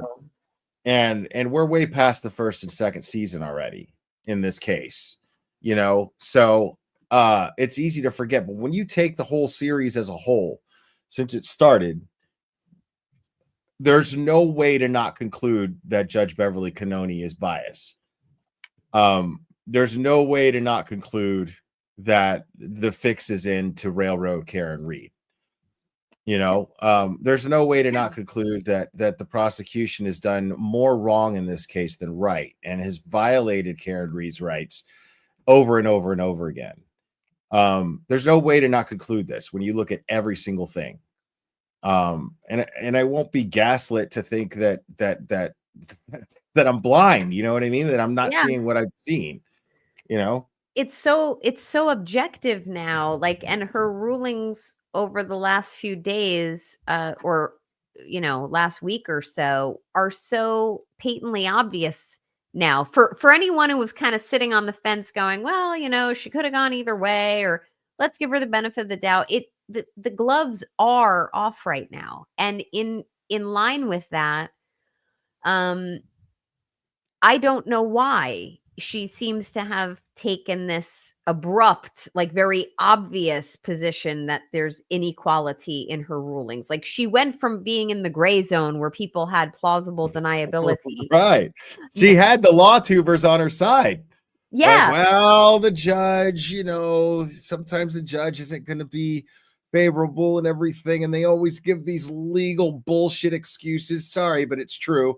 Because I'm just like, I know you see what I see, but you come off as unprofessional as an attorney if I could just blatantly go, hey, this bitch is fucking trying to railroad Karen Reed. You know what I mean? Like, I get it. But at this point now, I don't think you need to worry about your reputation as an attorney to be tarnished when you're just pointing out the obvious. This is a violation of Karen Reed's rights, and the case should simply be dismissed at this point. Leave it at that. That's it. Yeah. Like, you cannot tell me any different. I don't need a law degree to see this. Correct. Your instincts are spot on. And I will say this. So I am not a law tuber myself. I don't have a channel, although I'm not sure I set up my username properly. So it may look like I have a channel. If I did it wrong, I don't have a channel. I think I saw 2 people subscribe to it. I just have a username. But anyway, I'm not a law tuber, and I never want to have a channel. With that said, I did put on my X today, like, something to the effect of, like, I see a lot of law tubers are kind of coming out now and saying enough's enough. Like, and I'm glad they are. I am too, because that is something, and I know that's kind of how I came into the scene, because I saw that someone had donated an hourly rate towards Karen's defense fund, and that's what I did, and it ended up getting noticed by Aiden Carney, and the rest is history. But with that said, like, I'm happy to see them, and I think you see a lot of law tubers come out from behind the curtain of neutrality. And now it's like, all right, this is enough. Like, no one should be making rulings like this. And really, that Crosby ruling, the one where, this veterinary behaviorist can make, he's not a medical doctor. No, like, the fact that she let him in is insane. First of all. But it also clearly shows the disparity in her decision making. Right. But I want to mention 2 things on that in one moment, Will. But, like, now the law tubers, not all of them, are coming forward. I'm happy for that. That was not my approach. My approach was I wasn't going to be neutral. Like, I'm not, people are like, oh, for someone who purports to be objective, I'm not objective. Yeah, what the fuck did you ever hear her say that shit? No way. Like, I've never said I'm objective. Like, no. Yeah. When I approach cases, I'm always objective at first. I'm sorry about the glitching.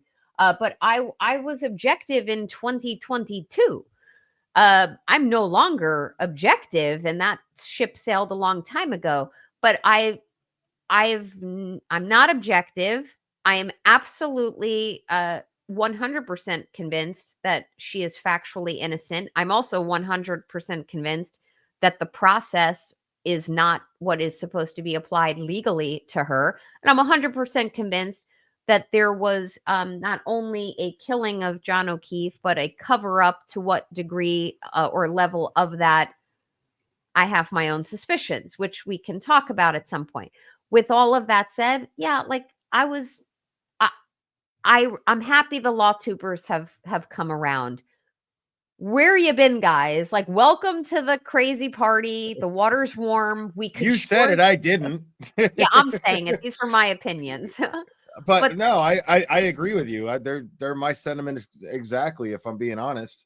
Yeah. And I look forward to, and I don't mean to alienate myself from them.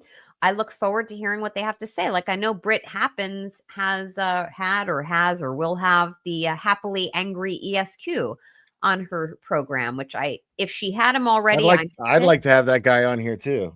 Yeah, like he sounds like a blast. And I've seen even Brother Counsel turn a little page, and Andrea Burkhart turn a little page, and Emily Baker turn a little page. Peter Tragos, like, great, welcome. We sure could use your influence and attention, because everyone could sure use it. And I forget, I was going to add something to it, but ultimately it's just great to see more lawyers speaking up.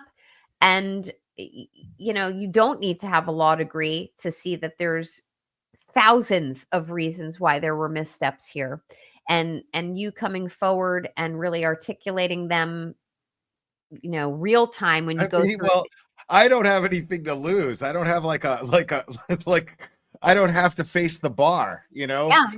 So I can do whatever I can say whatever the fuck I want. You know what I mean? Yeah, you've got your own JD, you know what I mean? Tom, hey, CPU, Tom. homie, thank you both for coming up to Boston to see that we're trying to fix the NCDA is corrupt, and you both see what we're doing, what we see. Free Care and Read, thank you for your help, guys. You provide both amazing. Thank you, Tom, and everything. Tom's always so awesome when we go up there. Well, when I go up there, I love him. And now that I've met him in person, I have like a whole new level of appreciation for his demeanor. And that morning that I witnessed where he said good morning to Jill Daniels' lawyer, and he said, "Fuck you." Like, now I know what Tom's like in person, and it's just good morning. Fuck you. You see him, man. He's out there, man. He's got the whole chest gear of all his stuff there, and he's just amazing, constantly streaming and constantly interacting with everybody, and just every time, every hearing, no matter what. Like, that is so important.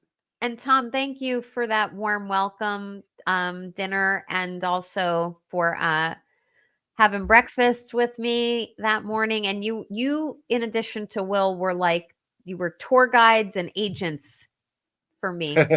And yeah, I love your mods too. Like, I'm on texting. I'm in texting relationships with them now, so they're great. Yeah, man. Yeah, they were so much fun. So much fun. Like, yeah, the waterfall was fun both nights. Both nights. The CF McCarthy. Yeah, or sorry, CF McCarthy's, not waterfall. Excuse me. Yeah, which I have to say though, CF McCarthy's pizza, so delicious, so good, man. It sounds like Aiden liked the fries a lot there. I only ate a couple, but they were delicious, and also the short rib grilled cheese. Oh my God. Like, you guys have to understand, like, I recommend every single person go to CF McCarthy's and eat if you haven't already. Now, I also recommend you look straight ahead. Okay. Only look at CF McCarthy's, look straight ahead, goose step if you have to, do what you got to do. Just don't Don't use your peripherals. Just look straight ahead to see if McCarthy's and walk in the door. Oh, That's it. Yeah. Okay? Yeah. And, I just want to state for the record also, I had one drink there as well. So, and then a bunch of sodas. So it was fun. I had many drinks. I love the Many. food. I enjoyed playing like 80s bingo or whatever that Oh yeah, that was fun. or it was like Yeah. 80s and then there was some other music genre There was bingo. there was a different category almost each time. I enjoyed that. But most notably though, like the pizza was so good. And I'm saying that coming from New York and New Jersey. It was really good. And I have a picture of someone snapped a picture of me serving pizza to everybody. Like I was standing there behind all these bar pizzas, and I was serving like Tom and all of the people who were there on the first night. And I said, that's my waitressing history. Like I waitressed all the way through high school, college, law school. So I'm happy to do Okay. that stuff. Yeah. That's So it was hardcore. good. Yeah. So so that's all I got, I think. Am I missing anything? Did anything Yeah. happen I during think we missed the Nurse Kim window, but I mean we were going down memory lane. I wanted to keep that momentum going. I'm happy to stay on and Um, chat with you. I just figured if anyone else well, I mean, well, you have I'm not going to keep you. Don't feel obligated because you did a live stream before this one, I think, and you are busy this week, which is why you agreed to do this evening. So I'm grateful to you for that, but I'm not going to keep you too long. Great. Not if I don't, but you're welcome to stay as long as you like, of course. Well, how about I stay another I'll stay another 7 minutes. We'll call it an Oh, even 9:30. Does that sound good to okay. you guys? Sounds good to me. If anyone has any questions, I'm happy to answer them. We're keeping it high level tonight. This is all about the experience. I feel like we're missing something, which I can't really recall, but it ultimately though, like the one of the things that I gravitated towards, Will, when you were streaming over the last few days was like your take and experience with Alan Jackson after the motion to dismiss concluded and you had been outside in like the waiting area with Mark Betterow for the afternoon or post-lunch session. And I mean, he looked jacked. I keep using the word jacked, but he was fired up. And for color commentary, everybody, when you're watching it on YouTube or any other method of streaming, like when you're in the courtroom, Alan Jackson's voice just reverberates. His muscles are flexing. He is absolutely 100% locked in. And it's so interesting as a litigator for me to see him arguing points, really important Brady violation points to the judge. And then, she'll interrupt him, of course, with a question. And then he kind of respectfully and calmly responds to her. Yes, Your Honor, I'll get you a copy of that. And then he goes right back into hammering his arguments. It's fascinating to watch. And then juxtaposed to that, you've got Brennan like sweating and shaking while he's making his arguments. And, Oh yeah, this is the craziest shit I've ever seen. Crazy. yeah. Yeah, so she wants to know if you can explain the hearings coming up before the actual trial and what motions also possible for defense to drop a bomb in trial that the Commonwealth won't see coming. Is it possible? Of course it's possible. So yeah, no, like please. sorry, Will, I could probably answer some of it.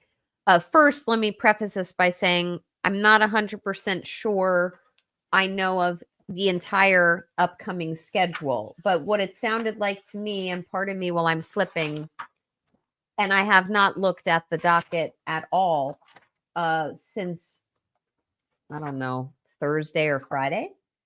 But with that said, and I have like 35, I literally have 35 pages of notes. But where it seemed to have left off, one moment. Motions in limine are, my notes say motions in limine by Monday. I don't know if they have to be filed by Monday. Yeah, they have to be filed by Monday, which I will chat with you in the moment.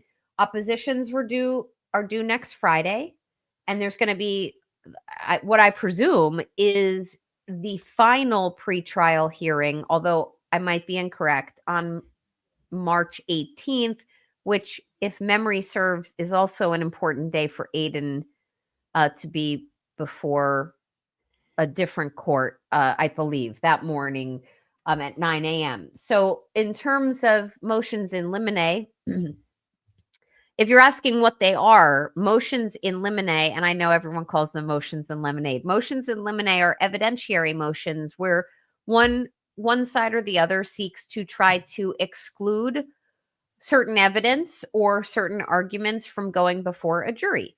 So, for example, they might make a motion in limine to, and I'm forecasting that they do this, a motion to permit Dr. Rentschler from ARCA to be now permitted to offer his opinions as a biomechanics expert on the cause of the injuries. Because if you all recall, previously, Judge Canoni ruled that only a medical doctor could offer those opinions.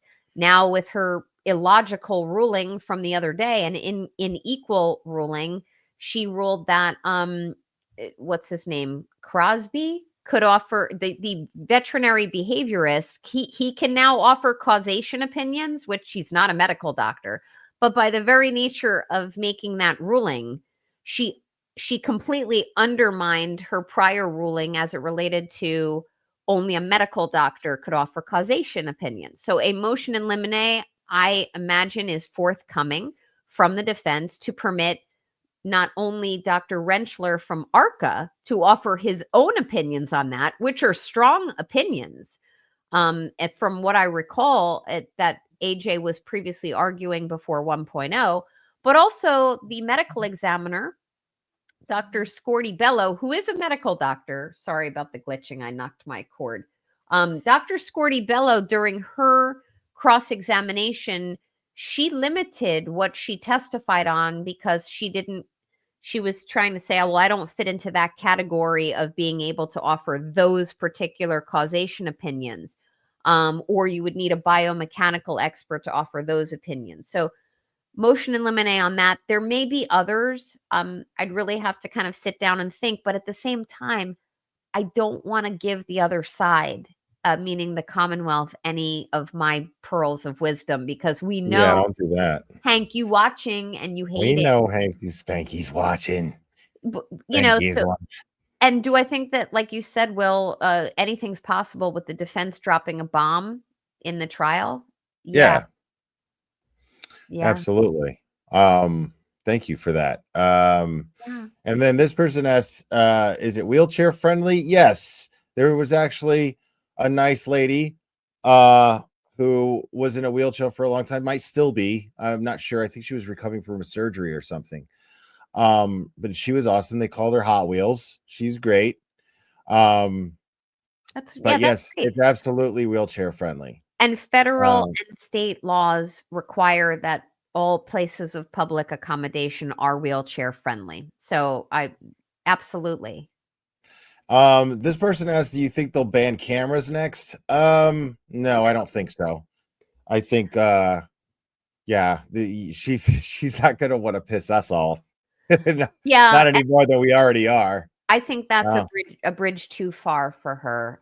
Plus, right. if she were to issue that ruling, there will be a journal, what do you call it? Periodical lawyers will file amicus briefs. You'll get the ACLU hopping all over that. You'll even get Court TV and Law and Crime hopping all over that. So I don't think she's that stupid. No. So I don't anticipate that. No. Yeah. And, although, we would obviously have to get creative and make sure that it's within the boundaries of the law, but we would definitely not stand for this. So there's that. Peaceful Right. protesting. But put it this way, if there is some move to ban cameras, and I'm assuming that move would come from the Commonwealth, obviously, or out of the judge's own brain, everybody should be even more concerned. Like, that's ridiculous. But Right. no. Like, I mean, But it's this pretty well is- settled law that there is public access to these matters. And it also, the fact that there was a prior trial really, really weighs against the fact that she'd ban cameras this time. I right. There would, like, what would be her justification for it? well, this You know? is it. Yeah, and this is the She first. can't. She's not going to say it's to ensure Kara Reed gets a fair trial. That ship has sailed. You're not going to convince the public of that. So you're going to have to do better than that, Bev. That's You know, for sure. and you know what? I think it's more of a if the first of all, I know nothing about any possible application to ban cameras. I think this is just a question. But if the judge really cares about banning cameras and public access, I think what she should care more about is really enforcing sequestration orders. Because Proctor was watching the trial. McCabe was. They were probably having watch parties. Too many of their testimonies really tied together and synced together, more so than any lawyer, i.e. Adam Lally, could have prepped them. When I prep witnesses a number of witnesses on the same case, like, it's impossible to get them prepped so all of their stories align. So there had to have been viewing together. She should care more about preventing that and enforcing that than blocking public access to this very important trial. Yeah, agreed. Only Nan, if Dr. Russell doesn't say Chloe, can Crosby even be called on rebuttal? Love you too so much. We love you too. The answer to that is if she doesn't say Chloe. Let me ask your question, Scorpion, just a little bit differently. Actually, let me answer it this way. Dr. Russell is only being called to determine whether or not dog bites, and that the injuries were caused by dog bites or dog tearing or pulling. So she doesn't have to say Chloe. It's my understanding that, is it Crosby? Yeah, it's my understanding he's being called Chloe aside to rebut. He may be called. Let me be very clear. He may be called to rebut Dr. Russell's testimony about that, whether it's Chloe or another dog. I can't wait to see that. And I was saying this, I think, earlier on a different stream. Will, like, first of all, it was a bad ruling. Like, the judge, seriously, you completely showed your hand by making this ruling, and well, that's putting him up to rebuttal against Dr. Russell is just ridiculous. It's like putting me up to rebuttal against you or Betterow on legal analysis. Like, oh, yes, thank you. I realize that this person has 25 years experience in law and practicing law, trial law, even some defense. But I've watched a lot of trials on TV and I've talked a lot about them. So shoot, I'm here to help. Well, I'm here to help. But that's a good example there. But at the same time, perfect example. Like, come on, though, Crosby is not qualified. But it's interesting though. Like, while it was a bad decision, I hope that they call this Crosby on rebuttal because of a few reasons. One, Marie Russell has sharpened her blade. She is now a more prepared witness. She understands the expert standard, that she has to testify within a reasonable degree of medical certainty. She understands the types of questions she's going to be asked, having been questioned or probed by Hank Brennan already. She also is a little bit insulted and angered, which can serve her to some degree a little bit better when she's, getting a little defensive. And it was repugnant how Brennan treated her correct. during And that void year. every witness should be very careful not to get angered during questioning, but at the same time, she's pissed, and I'm here Yeah. for it. But the other reason why I don't think it's a bad thing in the final analysis for Crosby to be called on rebuttal, I think Alessi is going to he's going to treat what's his name, Crosby, like Rocky Balboa treated Ivan Drago in Rocky 4, just completely like exact revenge, wipe the floor with him, because his motion to exclude Crosby was absolute gold. I mean, he completely undermined all of his opinions. The guy is a chump as far as I'm concerned, not qualified to offer these opinions. He is a chump. He is a chump, and he's like, seriously, you're going to put him against Marie Russell? Bring it. I'm looking forward to that.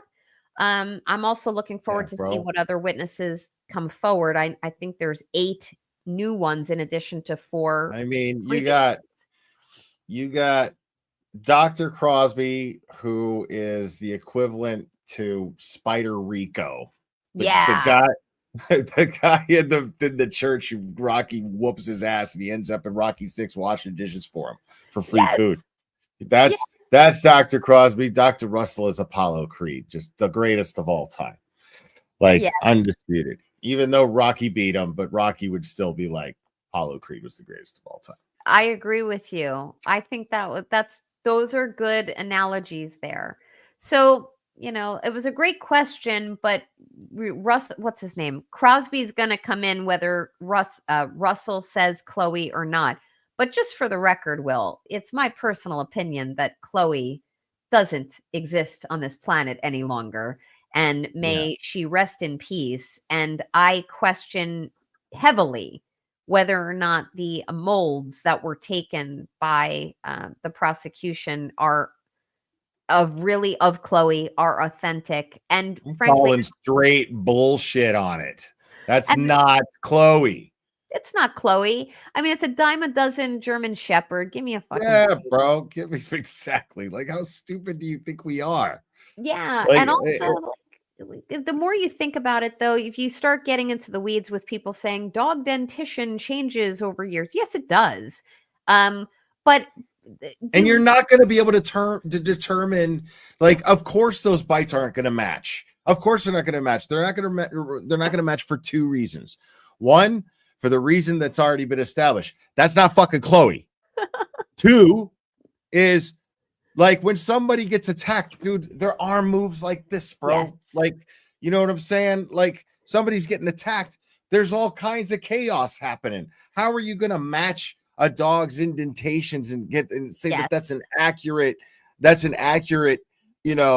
that somehow an accurate method of figuring out whether or not that's Chloe? That's ridiculous. That makes no sense. I agree. Like, how stupid do you think we are? The moving and the tearing, it's not a good indicator. And also, for those of you who follow true crime, one of the things that caught Ted Bundy is the mold of his teeth taken from one of the victims down at the sorority house murders in the Tallahassee area, I believe it was. And at the time, sure, did the prosecution and law enforcement think that the molds of his teeth matching up to those bite wounds was very indicative? Sure. But since then, an entire body of research from peer-reviewed specialists and in these articles has, I'm not going to say debunked, but has really undermined using dentition and molds as some type of clear per se indicia that this particular person or animal caused those particular bite wounds or puncture marks. So it's questionable science at this point. Right. Yeah. And I mean, like, it's like what you're saying. When a human bites someone's skin, like, normally it's not like it is in a dog attack. It's in a Right. situation where that person is still enough, and then they can get a good enough, and then you can actually get a decent, comparison. Right. But even still, it's not an exact science. This That's is why it's not relied on anymore. This is why they just go straight to DNA. It's it. They're just that's like, a better no, way show of me the saying DNA. it. I'm Right. sorry. Because, Yeah. well, I'm saying because like you know that's a flawed, that's not 100%, so that's why you never see it in cases anymore where they're like, well, let's match the teeth marks to this and this and this. They might do it only if they can match DNA too, and they can sell the DNA evidence that much better, right? And go, Yes. okay, well, we have these that bite marks are pretty close, and we have DNA that matches the person. So it's like, when it comes to Chloe, this is not going to fly. It's complete and utter bullshit, and it's designed to confuse the jury. Well, It's that's sorry, it's Will. designed to play defense against the defense. And unfortunately, that first of all, you're 100% right. But unfortunately, if you go back to trial 1.0 with jurors like Ronnie, he could see this as a distractor. He could see this as, well, we didn't pay attention to the dog bites issue. We saw it as a Oh, we distractor. now know why everything the defense said was to be blown off as a distractor. You're not going to sit here and tell me that wasn't an influence. Come on. Oh, I Like, agree. yeah, like I mean, anybody at this point, like this is where I'm at. This is the thought that I didn't get to finish way earlier, was that when we're talking about, law tubers and whatnot, and I get where they're coming from. I'm not trying to shit on how they do things, but I'm Me neither. saying, like, when you have these things, something like a fact that Lieutenant Fanning, of all people, had some sort of authority over that jury and over the security of that jury, that right there should tell you everything you need to know about Judge Bev. That alone should tell you. And the fact that she got defensive about it should Correct. tell you even more about her. Don't Right. give me this, oh, okay, well, she's just biased. I got into a little bit of a debate with Mark Randazza. You guys, know who he is. And I got all the respect in the world for Mark Randazza, and we disagreed, but it was very respectful. But disagreed on what is corruption, because I don't mind saying it. Judge Beverly Cannoni is absolutely corrupt. Now, he was like, well, when you say corrupt, you're implying that there's some sort of gift or cash exchange or something to that effect in order. And I'm like, I'm not implying that at all. I said, I respectfully disagree, but no, I was like, by definition, if she's under oath to make decisions in the interest of justice, and she's consistently doing the opposite, and we've been seeing this consistently for the past 3 years, then that means that her position as a judge, her job title, that entity, that sacrament of Right. being a judge has been corrupted, which by definition would make her corrupt. Well, I agree So with you. I stand by that word to describe Judge Beverly Cannoni. By definition, Judge Beverly Cannoni, make no mistake, is absolutely corrupt.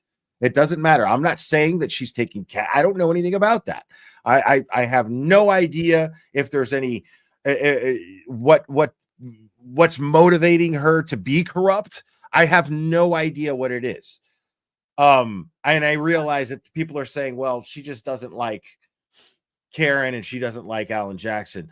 Maybe. Fair enough. But even if that were her only reasons, that's enough to make her by definition corrupt. If you're making decisions and allowing that influence to affect your decisions, then you are corrupt, because you are sworn as a judge to not do that.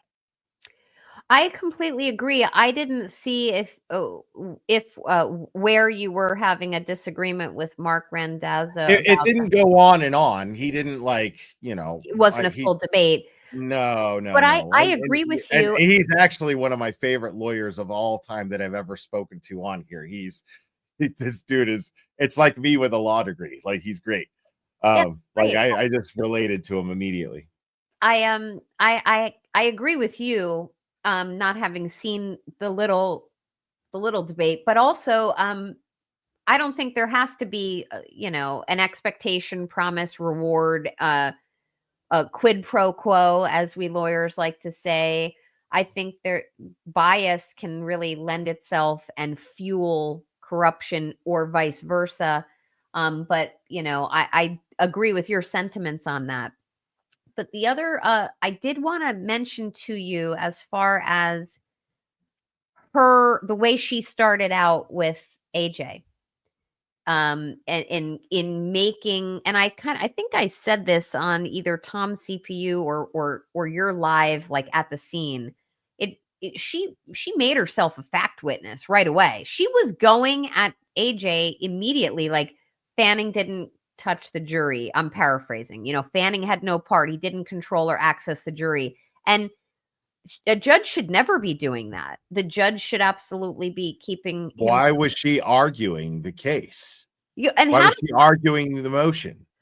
completely You're not supposed to improper. argue the motion. That's completely inappropriate. It That is is. completely unprofessional. It was completely unprofessional for her to have a temper tantrum in the process. Yeah, and I could like feel her anger from across the room. She should never be inserting herself in that way. She shouldn't be having a debate. It's one thing for judges to ask questions. What makes you feel that Fanning had access to this jury?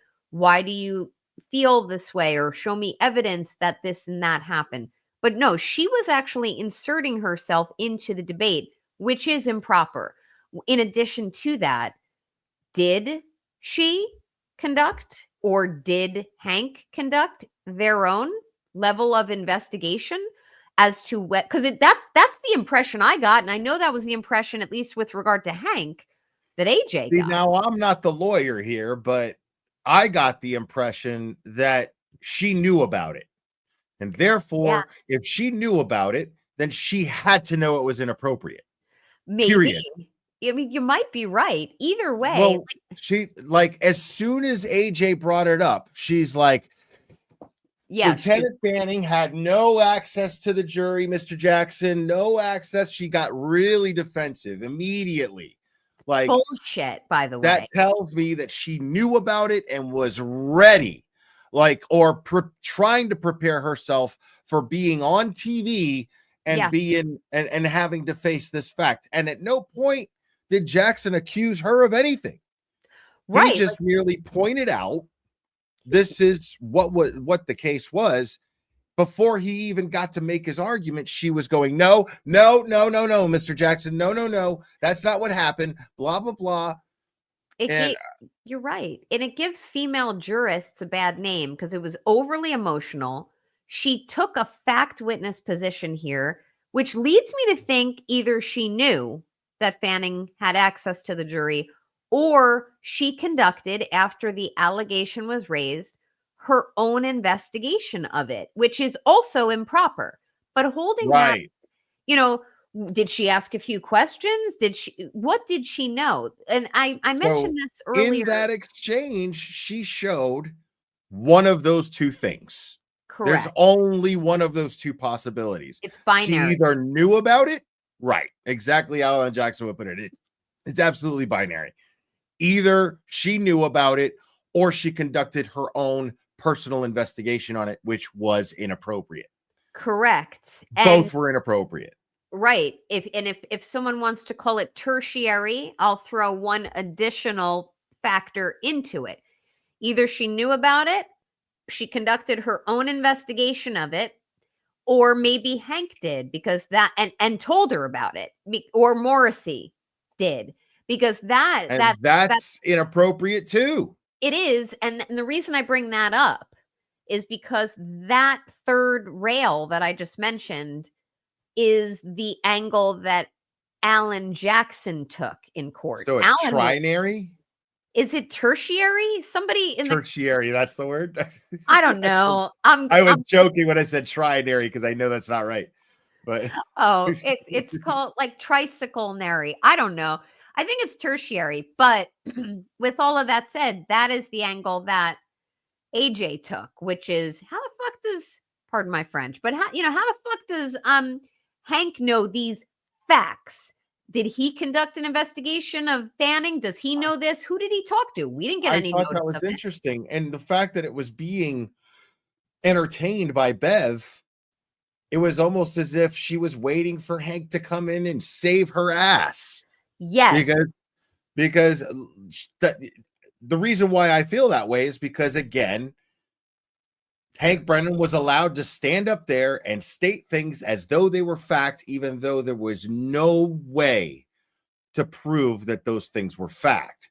And it's on him to present the facts. It's on him to prove that there's something here, that something didn't happen. That's But right. But Bev didn't put any accountability on him to do that whatsoever.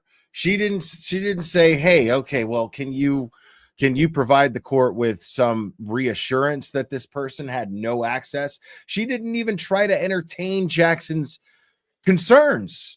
Yeah. She was just so, let's shut him down. That's it. And Hank, please, okay, it's your turn. Get me the fuck out of this. She was, yes, very dismissive and almost inviting Hank to get her out of it. And, I want to say just a couple things, Will. First, I think, if I can sound presumptuous, I'm going to. I think it would be a really beneficial talk for you and I to have on a date in the near future about these very issues if they precede a decision on the motion to dismiss. The issue of what we're talking about with Fanning, the issue with the Sally Port videos and the late identification of them, the late rollout of them, the changing and discarding of cameras, etc. I think the substance of this motion to dismiss and the arguments is really important. And due to timing, it's obviously not going to happen tonight. But I think it's a good conversation for you to have with a lawyer or have it with another lawyer. Sure. No, I but would find that extremely beneficial. I would love to do that. But in addition to that, as far as Bev is concerned on this Fanning issue, because Alan really handled himself capably, and he basically said, I don't know. I have no idea what Fanning's access was because I asked you at sidebar for an opportunity to flesh it out and you said no.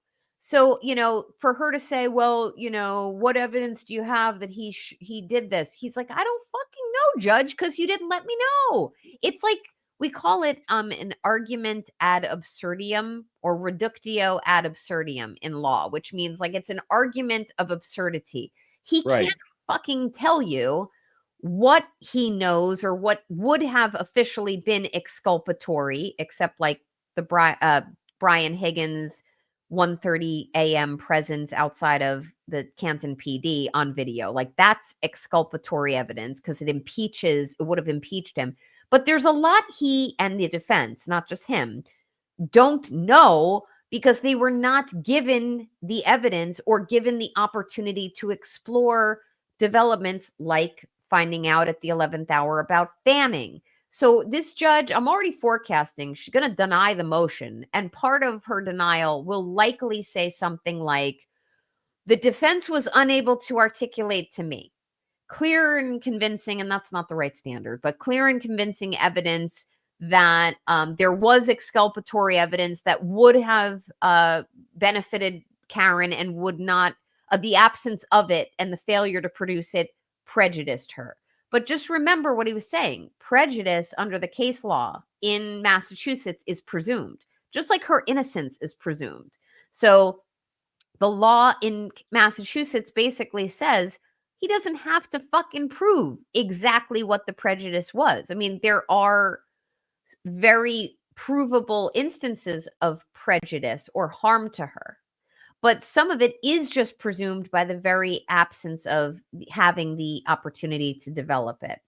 And lastly, on the Fanning point, I would mention that, and I think I may have mentioned this on one of your streams previously, the way this issue of Fanning and his control over this jury or his, getting the complaint about this juror 6 weeks after, clearly pro-Karen juror, reporting it to the court 6 weeks after the event, all of it.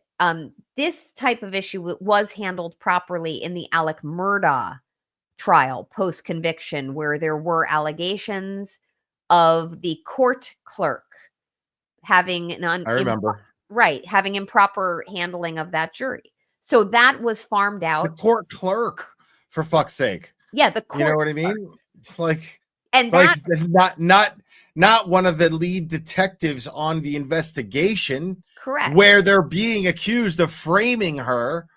You who know, was on text messages with Proctor, who was on the text messages with Proctor, who was one of the leads, if not the lead, on the Sandra Birchmore investigation that got ruled a suicide and later uncovered that by the feds that she was murdered. So, and also you're forgetting what appears to be one of the newer facts, which is apparently was in some type of corporate business with Colleen Crawford that suddenly shut that down too. on February. Everything.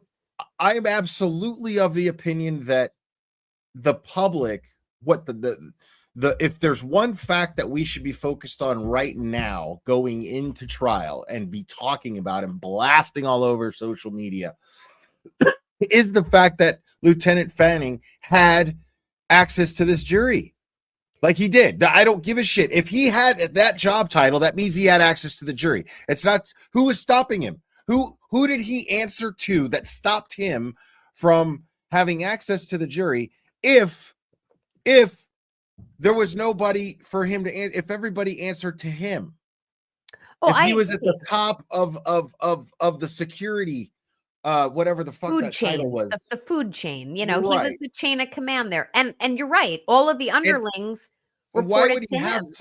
Why would he have such a technical job title too? Like they really put a lot of thought into that job title. Yeah, I bet You know what I mean? Coughlin regrets revealing that at a sidebar, that he was the commander of these operations. But in addition to that, I think a lot is going to fall and rest upon access, because that was a big word for Judge Bev. He didn't have access. Doesn't matter. Access Doesn't matter. is access is It's subjective. It could have been somebody who talked to somebody who talked to him, because Correct. the chain of command worked that way. Right. And I'm sure there was safety related responsibilities in terms of knowing who these jurors were. I'm not saying they were all his responsibilities, but Total wordplay. They clearly, thank you, Janine, like they clearly knew who all the jurors were. And if he's the commander of all of these operations, and I'm not checking my notes as to what his title was, the access is, we call it impugned. I mean, it's also implied. Excuse me. Bev's desperation and her defensiveness in those moments told me that she was relying on the semantic argument. And by the way, he didn't have access to the jury. It told me, it screamed to me actually, that she was aware of the fact that he was in charge of the jury, but was hiding behind the semantic argument that he didn't have direct contact with the jury. And I agree. And I misspoke just because it's almost my bedtime, but it's imputed access. And I appreciate you staying as long as you did. I love talking to you, Will. Like it's called imputed. Access is imputed. And it's so fungible and it's subjective.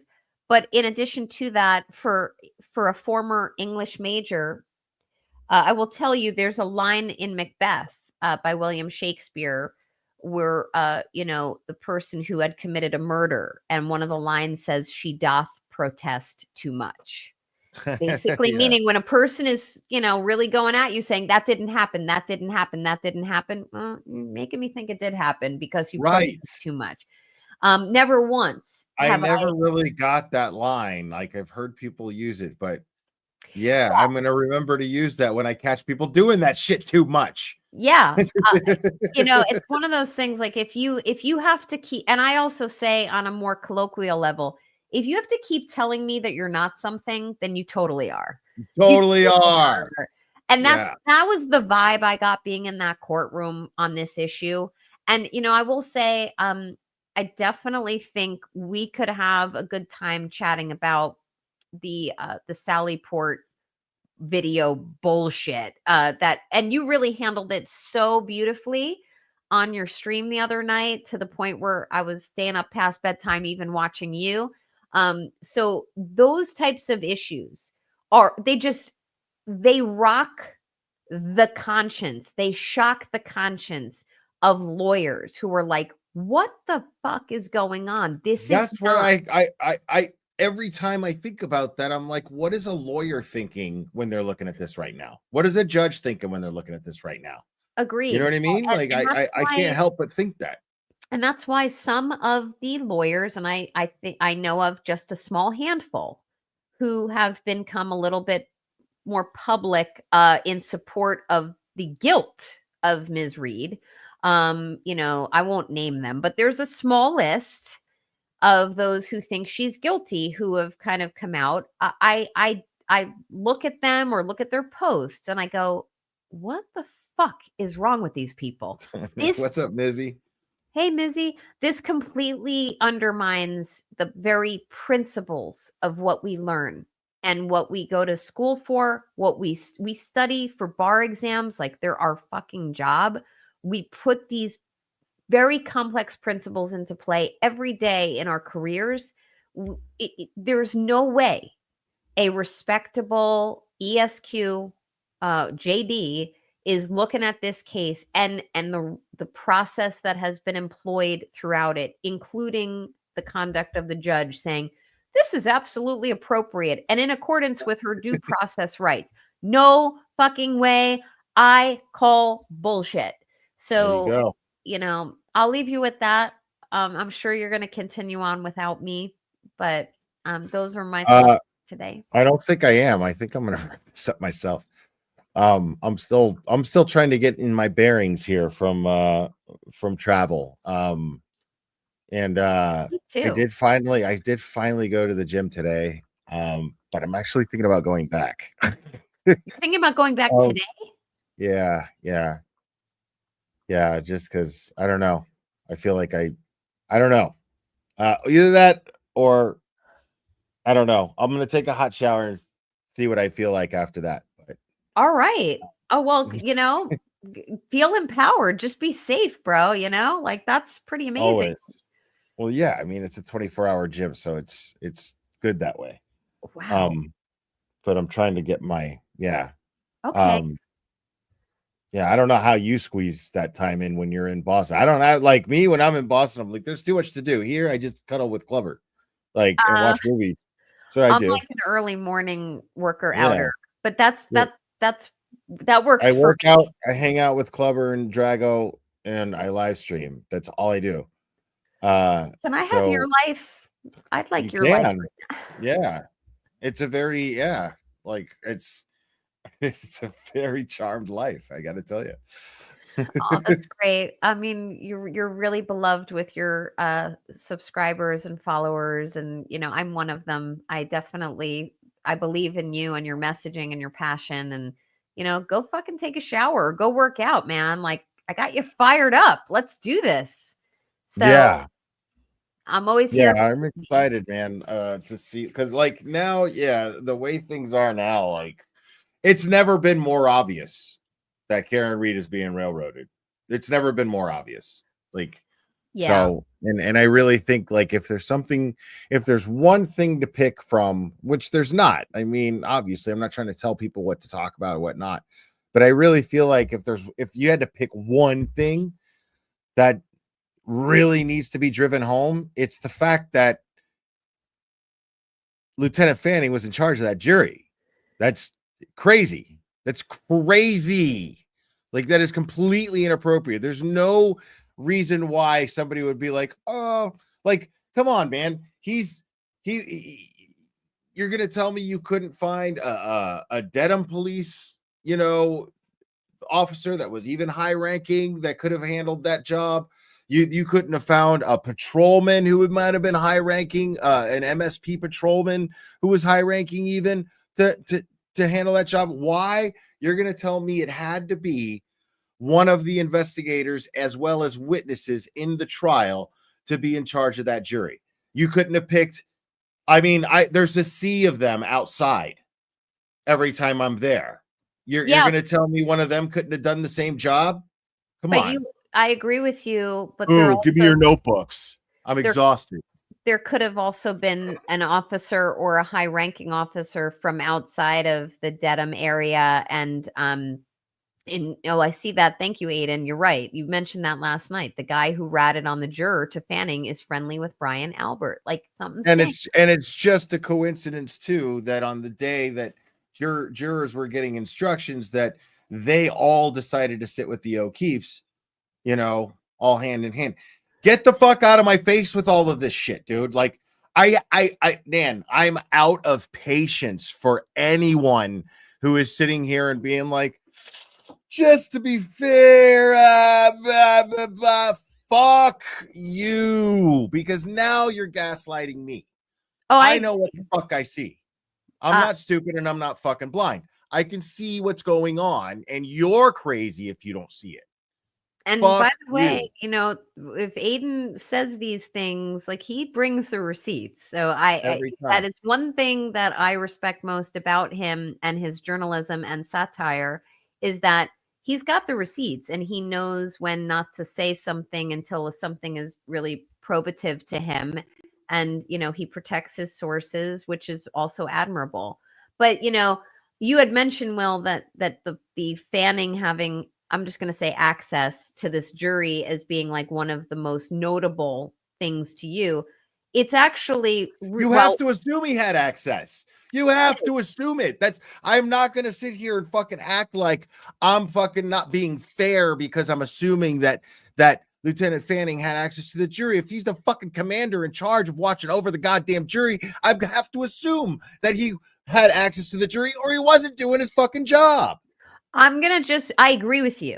I'm just going to play, and I don't even think it's devil's advocate with you on this point. I agree. Way. It's an important issue and he shouldn't have had fucking access, implied access, subjective access, whatever Bev wants to call access to this jury. Totally. Yeah. That's crazy. But as the lawyer, that should be exposing what Bev is to you. You know what I mean? As a spectator of this case, that should be something that you're looking at Bev at and going, what's going on with this lady? Yes, but even to me, like I look at it and I say, let me carve out that issue of Fanning, which is completely improper. Okay. And absolutely will be grounds for Karen to have a subsequent, if she were ever convicted, appeal of a conviction. But hold that aside. Fanning is a major problem. His, quote, control or access to the jury. We don't know if it in any way otherwise influenced the jury. It sounds like there was a removal of one juror. Doubt. I agree. That is super reasonable doubt. I agree with you. But there's also so many, to a lawyer, there are so many additional, more problematic pieces to these violations and prosecutorial misconduct and possible judicial misconduct that someone like me sees. So Fanning is like the cherry on top. Like once I heard about Fanning in the Ted Daniel interview with Boston 25, and I watched, and you all watched, AJ take like almost like a hands-off-ish type of approach to it. He's like, we don't know. We don't know what level of access he had. That's the issue. Right. That is exactly the problem. And don't know. And mark my words, when she denies this motion to dismiss, she'll have in her finding, consistent with her quasi conniption on the bench the other day when we were there, she's going to say there was absolutely no access or control or influence by Fanning over this jury.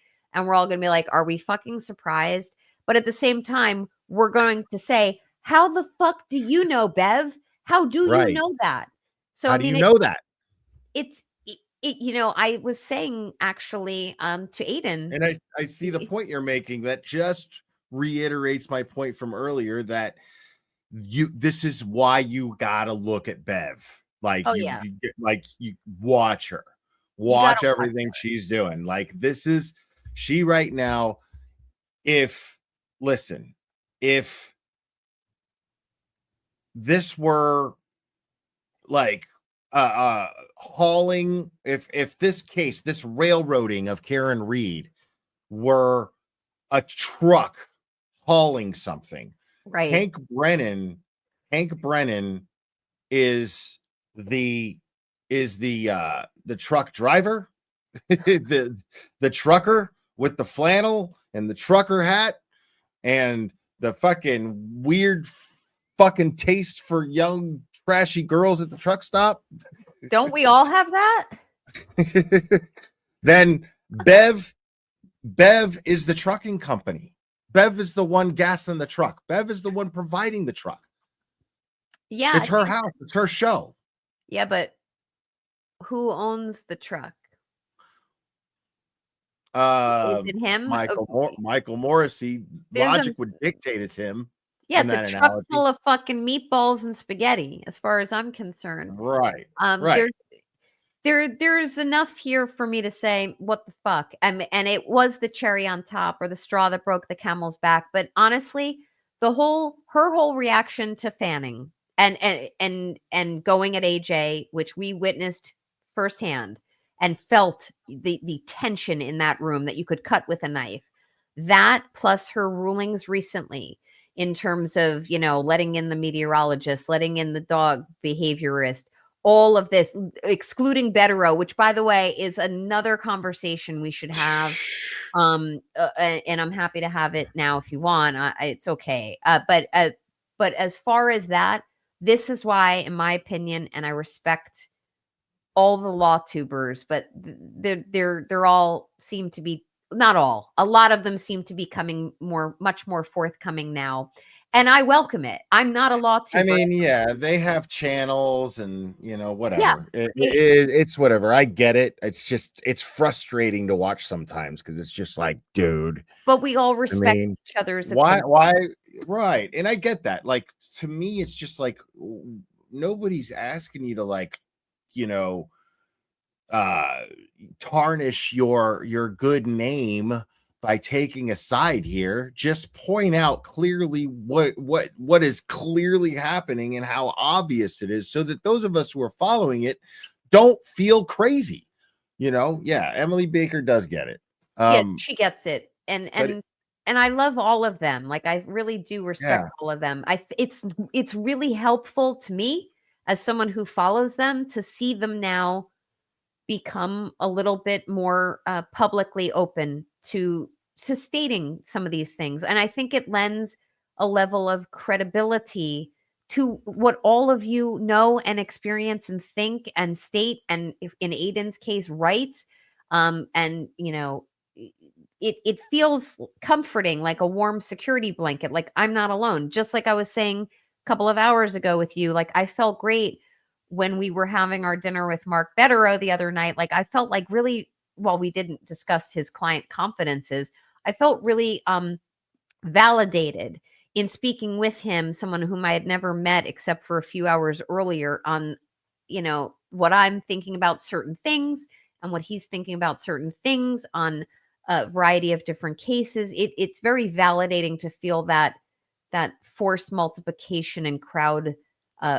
Yeah, I mean, yeah, that's what's cool about kicking it with Betterow, is like, you don't have to talk about the case with him. There's a million fascinating things you can talk about with him and have a great time. And we were. Yeah, that's totally what was going on. And I will say, as far, I'm just going to say it because I'm still here with you. I will say, I understand the judge's decision to not admit him pro hoc vice. I disagree with it. She did not give a rationale, really, a real legitimate tied to factual assertions and findings as to why she determines that there's essentially a concurrent, non-waivable conflict of interest. I'm saddened that he won't be part of Karen's defense team. I'm also happy that he will obviously continue to represent Aiden and give him a very zealous defense along with Tim Bradel. I'm also saddened that the Free Karen Reed community will not have his insight at least in the manner in which you're used to until all is said and done. But I don't agree with her finding. And, this is yet another example of Hank Brennan raising concerns See, not in writing.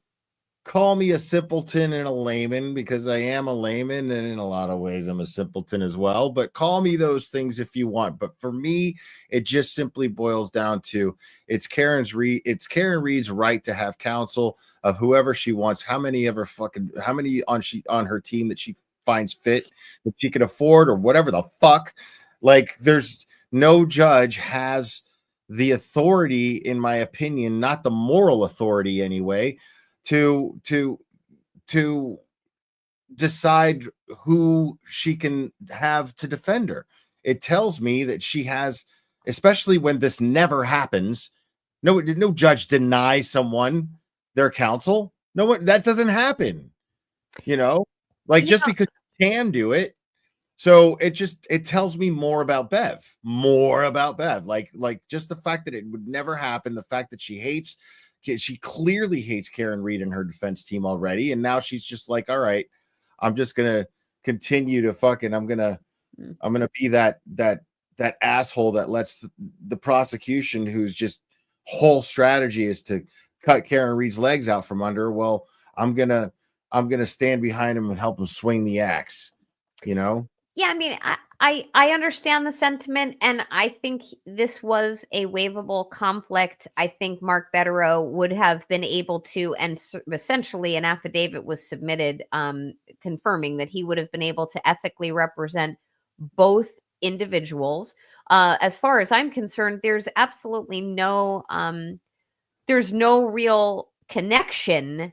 That people think there's this big connection between Karen Reed and Turtle Boy. There's not a big connection between them. There's really not. And I dare say, if they were both on this stream right now, they'd tell you the same fucking thing. But also, there's not an odds to one another. So while there's not a significant connection between them, or any connection really, although I understand that Aiden is asking tough questions that some people don't like hearing, which is not intimidating. He's journaling, he's satiring, he's asking the right questions. And frankly, I thank him for it, because it brought my more focused attention on this case that I had been loosely following since 2022. And it brought me to you and to all of the community, and I'm forever grateful. But with that said, when you think about the relationship, and I'm using that in the loosest sense of the word, between Karen Reed and Turtle Boy, there is no issue, as far as I'm concerned, with my critical eye and my ethical manner of comporting myself, in the manner in which Betterow could zealously represent both. He's an ethical lawyer. He would have been able to do it. Right. What they're afraid of are those cases becoming connected. Like it's not Turtle Boy's master plan to have fucking gotten charged and his rights being violated and then thrown in jail for 2 months. That was not part of his master strategy here, and it sure as fuck wasn't Karen Reed's. I totally agree with you.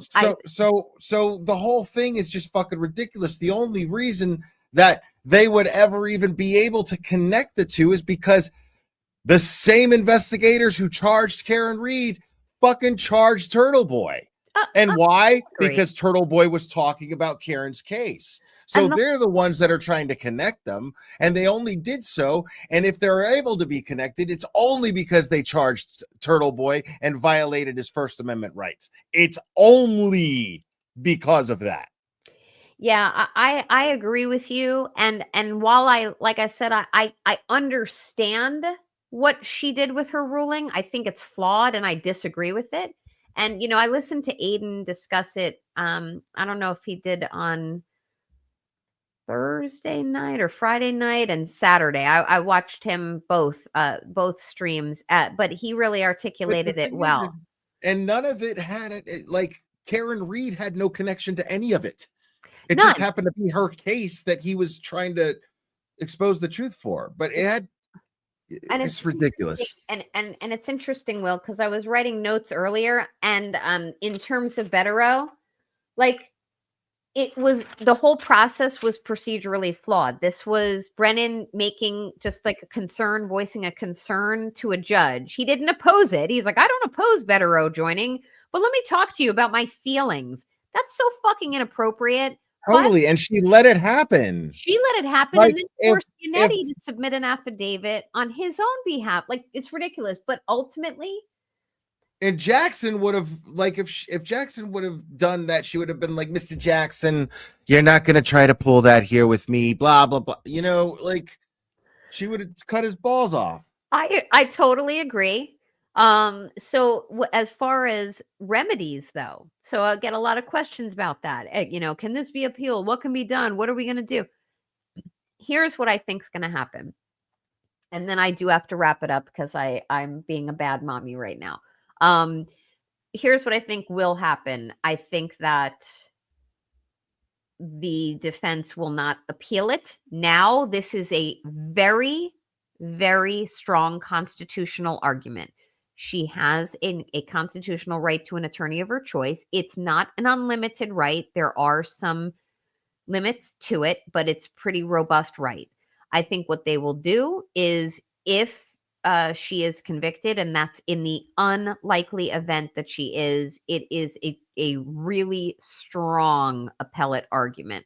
But right now, this team has to sharpen its elbows, roll up its sleeves. They got business to do with one anticipated add-on removed from the equation. I don't think there's going to be an immediate appeal of this. I don't think that's a good use of their time or resources. Right. I think that, you know, it's one of those things that they had a contingency plan for, and that's what they're in mode of right now, is activating the no go Bettero contingency plan, whatever that is.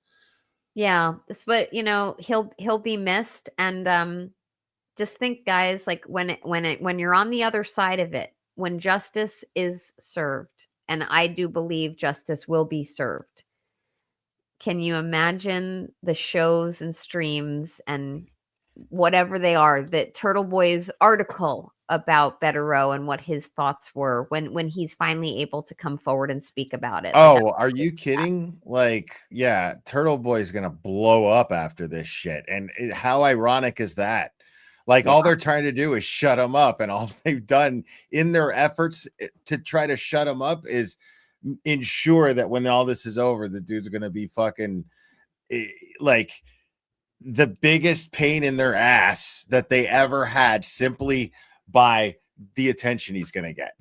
It's ridiculous. I totally agree.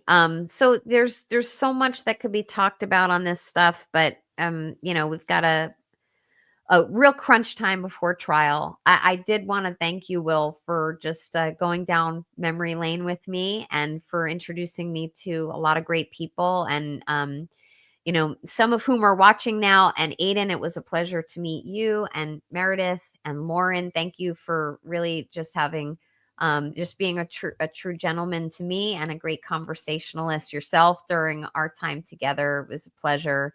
You know, very much appreciated your time that evening, and will have nothing but support for you. Keep the faith. And to you, Will, thank you very, very much. Oh, I'm riding on pure faith. Like, that's where I'm at. I'm totally fueled by faith at this point. But yeah, thank you, Nan, so much. I cannot express to you enough how much of a pleasure it is to always have you here. So it means the world to me.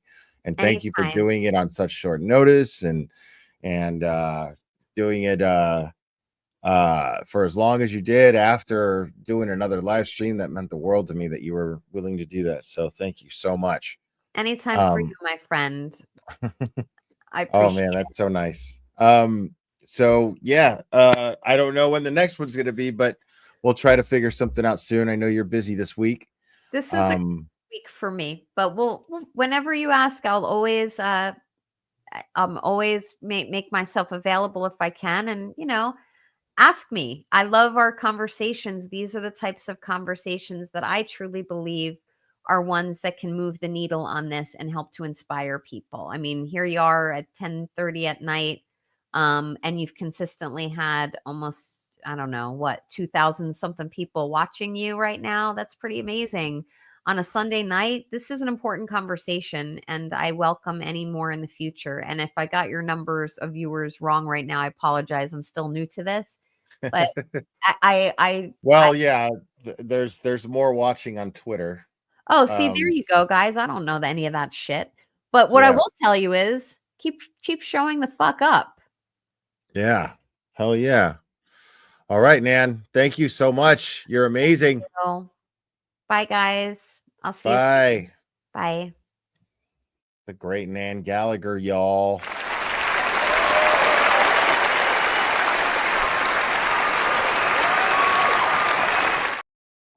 All right, my friends. That's going to do it for me. You guys are absolutely fantastic. I love you guys very much. You guys, I